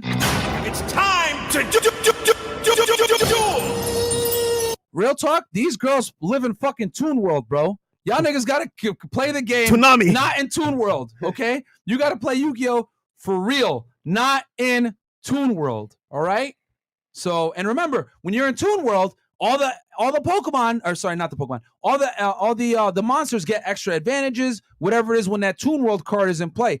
Y'all motherfuckers need to use Magic Jammer and get rid of Toon World. Look, okay, and that is accepting the reality, taking the RP, destroy that goddamn Toon World, and know, okay, I don't operate in Toon World. These bitches do, however. Get rid of the Toon World, and they don't have power anymore. Look, this is Yu-Gi-Oh, right? Take your turn. Understand it's just your turn with her. Once that's done, on to the next. Goddamn, bro. Right, She guys. puts that Toon World out. You triggered my trap card. Magic Jammer. Bam. Done. It's Okay. just your turn. Okay, Monster, $10. Anyone who is imping is doing it to themselves. My friend dated on Insta 304, and then when she was done, his broken heart ass was on the curb. I told them many times to watch you guys. He didn't listen. Bro, they won't. He's not gonna do it until he's ready, bro. There has to be a reason. Either they look for why was I hurt? Why did she cheat on me? Why did I date single mom? That's what I did. You know what I'm saying? Like, you have to look for it. You have to find it yourself, because if someone shows it to you, it's like, why do I need this shit? Yeah, they're gonna be like, fuck this. Through pain or through someone or experience, like, yo, you know what? Damn, this shit might help me a lot. So, guys, please and these are some good questions here. I watched a show with my girl. I stayed quiet so I didn't influence her. She agreed with everything y'all said. LMAO. Facts. Girl, here's the thing. The women that agree with us 9 out of 10 times are either in a relationship or were in a relationship with a man, and they kept them for a long period of time, and they agree with us because they know this. It is what it is. Uncle Luke, 1980s. You guys have the greatest podcast. Men must never put a woman on a pedestal. Please don't do it, guys. Facts. It's only going to set you up for failure. Then we got, who else? We got more, but $5 all questions. So if you want to answer these questions, Yeah, I could answer them $5. real fast. yo, And then we'll close the show out. We love y'all. We're gonna give y'all all the heat that you guys want. facts. Ain't nobody else doing. And guys, remember this. For all the people that say, Fresh and Myron are frauds. Hey, you guys are asking us these questions real time live, and we're answering them off the top of our head. No preparation, no nothing. I got my little notepad here, which I took some notes on. But these questions are all here This fresh, is and we're answering them. all on the fly, Can my a guy. fraud do that? Oh, I don't know. Okay, Janquay and Manuel, do you guys agree with living a double life / cheating? And if so, any advice on how to be successful at it? No, Tell the girl up front that you're gonna smash. I don't with agree with you, chicks. because look, as a man and your integrity, bro, if you're gonna move a certain way, just be honest about it, bro. I'm telling you, stress, how you feel about things, even being in a moment, bro, you having to lie, bro, you're gonna feel like shit. So just be honest about it, bro. Hey, man. Once again, though, if you're high value enough, it wouldn't matter. But if you're at a certain level, I get why you might have to do that stuff. But it's like, bro, like, in reality speaking, integrity, bro, is very important. Yeah, I wouldn't. And we talk about this all the time. If you're gonna lie to your girl, bro, be prepared for what comes with that. Because women, I tell you guys this all the time. Women don't take L's very well. Okay, when girls take L's, they do crazy shit. Like get on the internet and say they're pregnant. No, man, shots fired right there. But no, real talk. Women don't take L's very well, guys. So I tell you guys, just be honest about it and be upfront. Hey, I'm gonna smash other girls. Take it or fucking leave it. Obviously, your value has to be a certain point for you to be able to do that. But if you're gonna cheat, man, it is what it is. Just don't get caught, my friend, because it will come with some serious consequences. $5. Mark Mansfield, BWC. Guys, it's just a numbers game. Being rejected is part of the game, like striking out in baseball. Just dust yourself off and ask the next girl. Absolutely, sir. $10. Franklin, what's y'all's thought on vasectomies? I don't have one. I ain't gonna lie, bro. Get one though. if I could get one without the pain, I probably would do it. But, bruh, I don't know, bro. Okay. Oh, and then last part of the show, guys. So they asked, once you cold approach and you get the contact information, what do you do? Here we go, guys. I'm going to give it to you guys nice and concise. Set up the date as soon ASAP. as fucking possible. Yo. One more time, bro. We got to really like... Yeah. I don't care if you guys hate that fucking rewind thing. I need you guys to burn this into your brain because I got to turn into Mike Jones, repeat my goddamn self. As soon as you get the contact information, whether it's Instagram, phone number, WhatsApp, I don't give a fuck what it is, Telegram, fucking sonogram, Snapchat. You out here sending this bitch Morse code. I don't care, nigga. Once you get the code, you need to set up that date immediately, okay? Immediately. Because sales is just sales, bro. Sale is hot. Close the fucking sale. Go ahead, Fresh. What you think? Yo, real talk. Imagine this. Your life depends on it. The moment you get that phone number on Instagram, once again, we got a whole method towards this whole technique, which is you set up the date. It could be FaceTime or through text, and then you be quiet until the date. And look, think about this. She probably met you, Jack, Tom, Dick, who knows, Tyrone. If you get the first interaction, you win. If you wait, I'm gonna wait 2 weeks. Hopefully in 2 weeks, I can set up a date. Nigga, Tyrone already busting nuts inside of her. What are you doing? Stupid. So at that point, man, don't waste time. Get the digits, get the Instagram, plan the date, take her out, have a great time, and do what you can to do. So set it up immediately, guys. Literally, like, I don't care if it's from a cold approach, day game, night game. Set up that date right away, man. Close it while it's hot, because we all know girls are fickle and their emotions change by the fucking millisecond. So you got to close it while you're warm. Okay. All right, cool. Anything else, Chris? No, we're good. All right, guys, we got a late night show coming up. Real quick. Oh. I put a photo in the actual Telegram, Chris, if you don't mind putting it real quick. Okay, let's pull up this So photo. finally, bro, the flyer is ready. It's Okay, lit, for the man. party? Oh shit. Okay. It is on deck. I'm about to post on my Instagram right now. Oh, for the birthday. So we're gonna be on Saturday at the Fresh and Fit party, man, for my birthday. Saturday, That's a October nice 2nd. picture, man. Yes, sir. This is in LA. So it's hosted by our boy Iron Lion, awesome DJ. Actually, my boy Kingston will be DJing as well. So guys, pull up to Komodo, man. Probably there like on 11:30 or so at the club upstairs. Shout out to everybody that's coming through. My boy Dale Saint will be there, and yeah, bottles popping, hoes will be there, and it's gonna be lit. Let's get it. So did someone in the chat say I wait a week? Hell fucking no. Don't do that, guys. That used to work back in the day. Guys, in 2021 with the social media age and cell phones, you got to hit her up immediately, guys. Got to. Immediately. Like, set up that date right away. You get her number. Next day, you should be trying to meet that bitch up, bro. Facts. Okay? As a matter of fact, I'll take it a step further. A little bit of game for you guys. When you meet her for cold approach or night game, frame it with a date in mind the next day. You Real should. talk. You should. That's how you should do it. You should approach her. Hey, yo, you seem kind of cool. What are you doing tomorrow at around 5 p.m.? Let's grab drinks. Bang, right there. And then lock her number in from there. Or a safer way is to say, hey, when next you're free, I want to take you out. Yep. So she could tell you, okay, you know what? I am busy tomorrow, but Thursday, There you go. I got you. Yeah. You know what I'm saying? Either or. You could be real Either direct or. about it, Either or or. you could be like, hey, are you free tomorrow? And then if she says no, she should say, oh, well, but I'm free this day, whatever. When you cold approach, and frame it with a date in mind. That's a really big tip right there for you guys, all right? So I hope you guys enjoyed that. We dropped a lot of game. Guys, please. Like the video, Like man. the goddamn video, okay? Support the biggest frauds on YouTube. We appreciate it greatly. Yo. And also, we got another show with ladies tonight as well. It's going to be lit. Shout out to Chris for sourcing the girls as well. Shout out Once to again, Chris. we got Hero in the Cut. See you guys in a bit. All right, guys. Peace.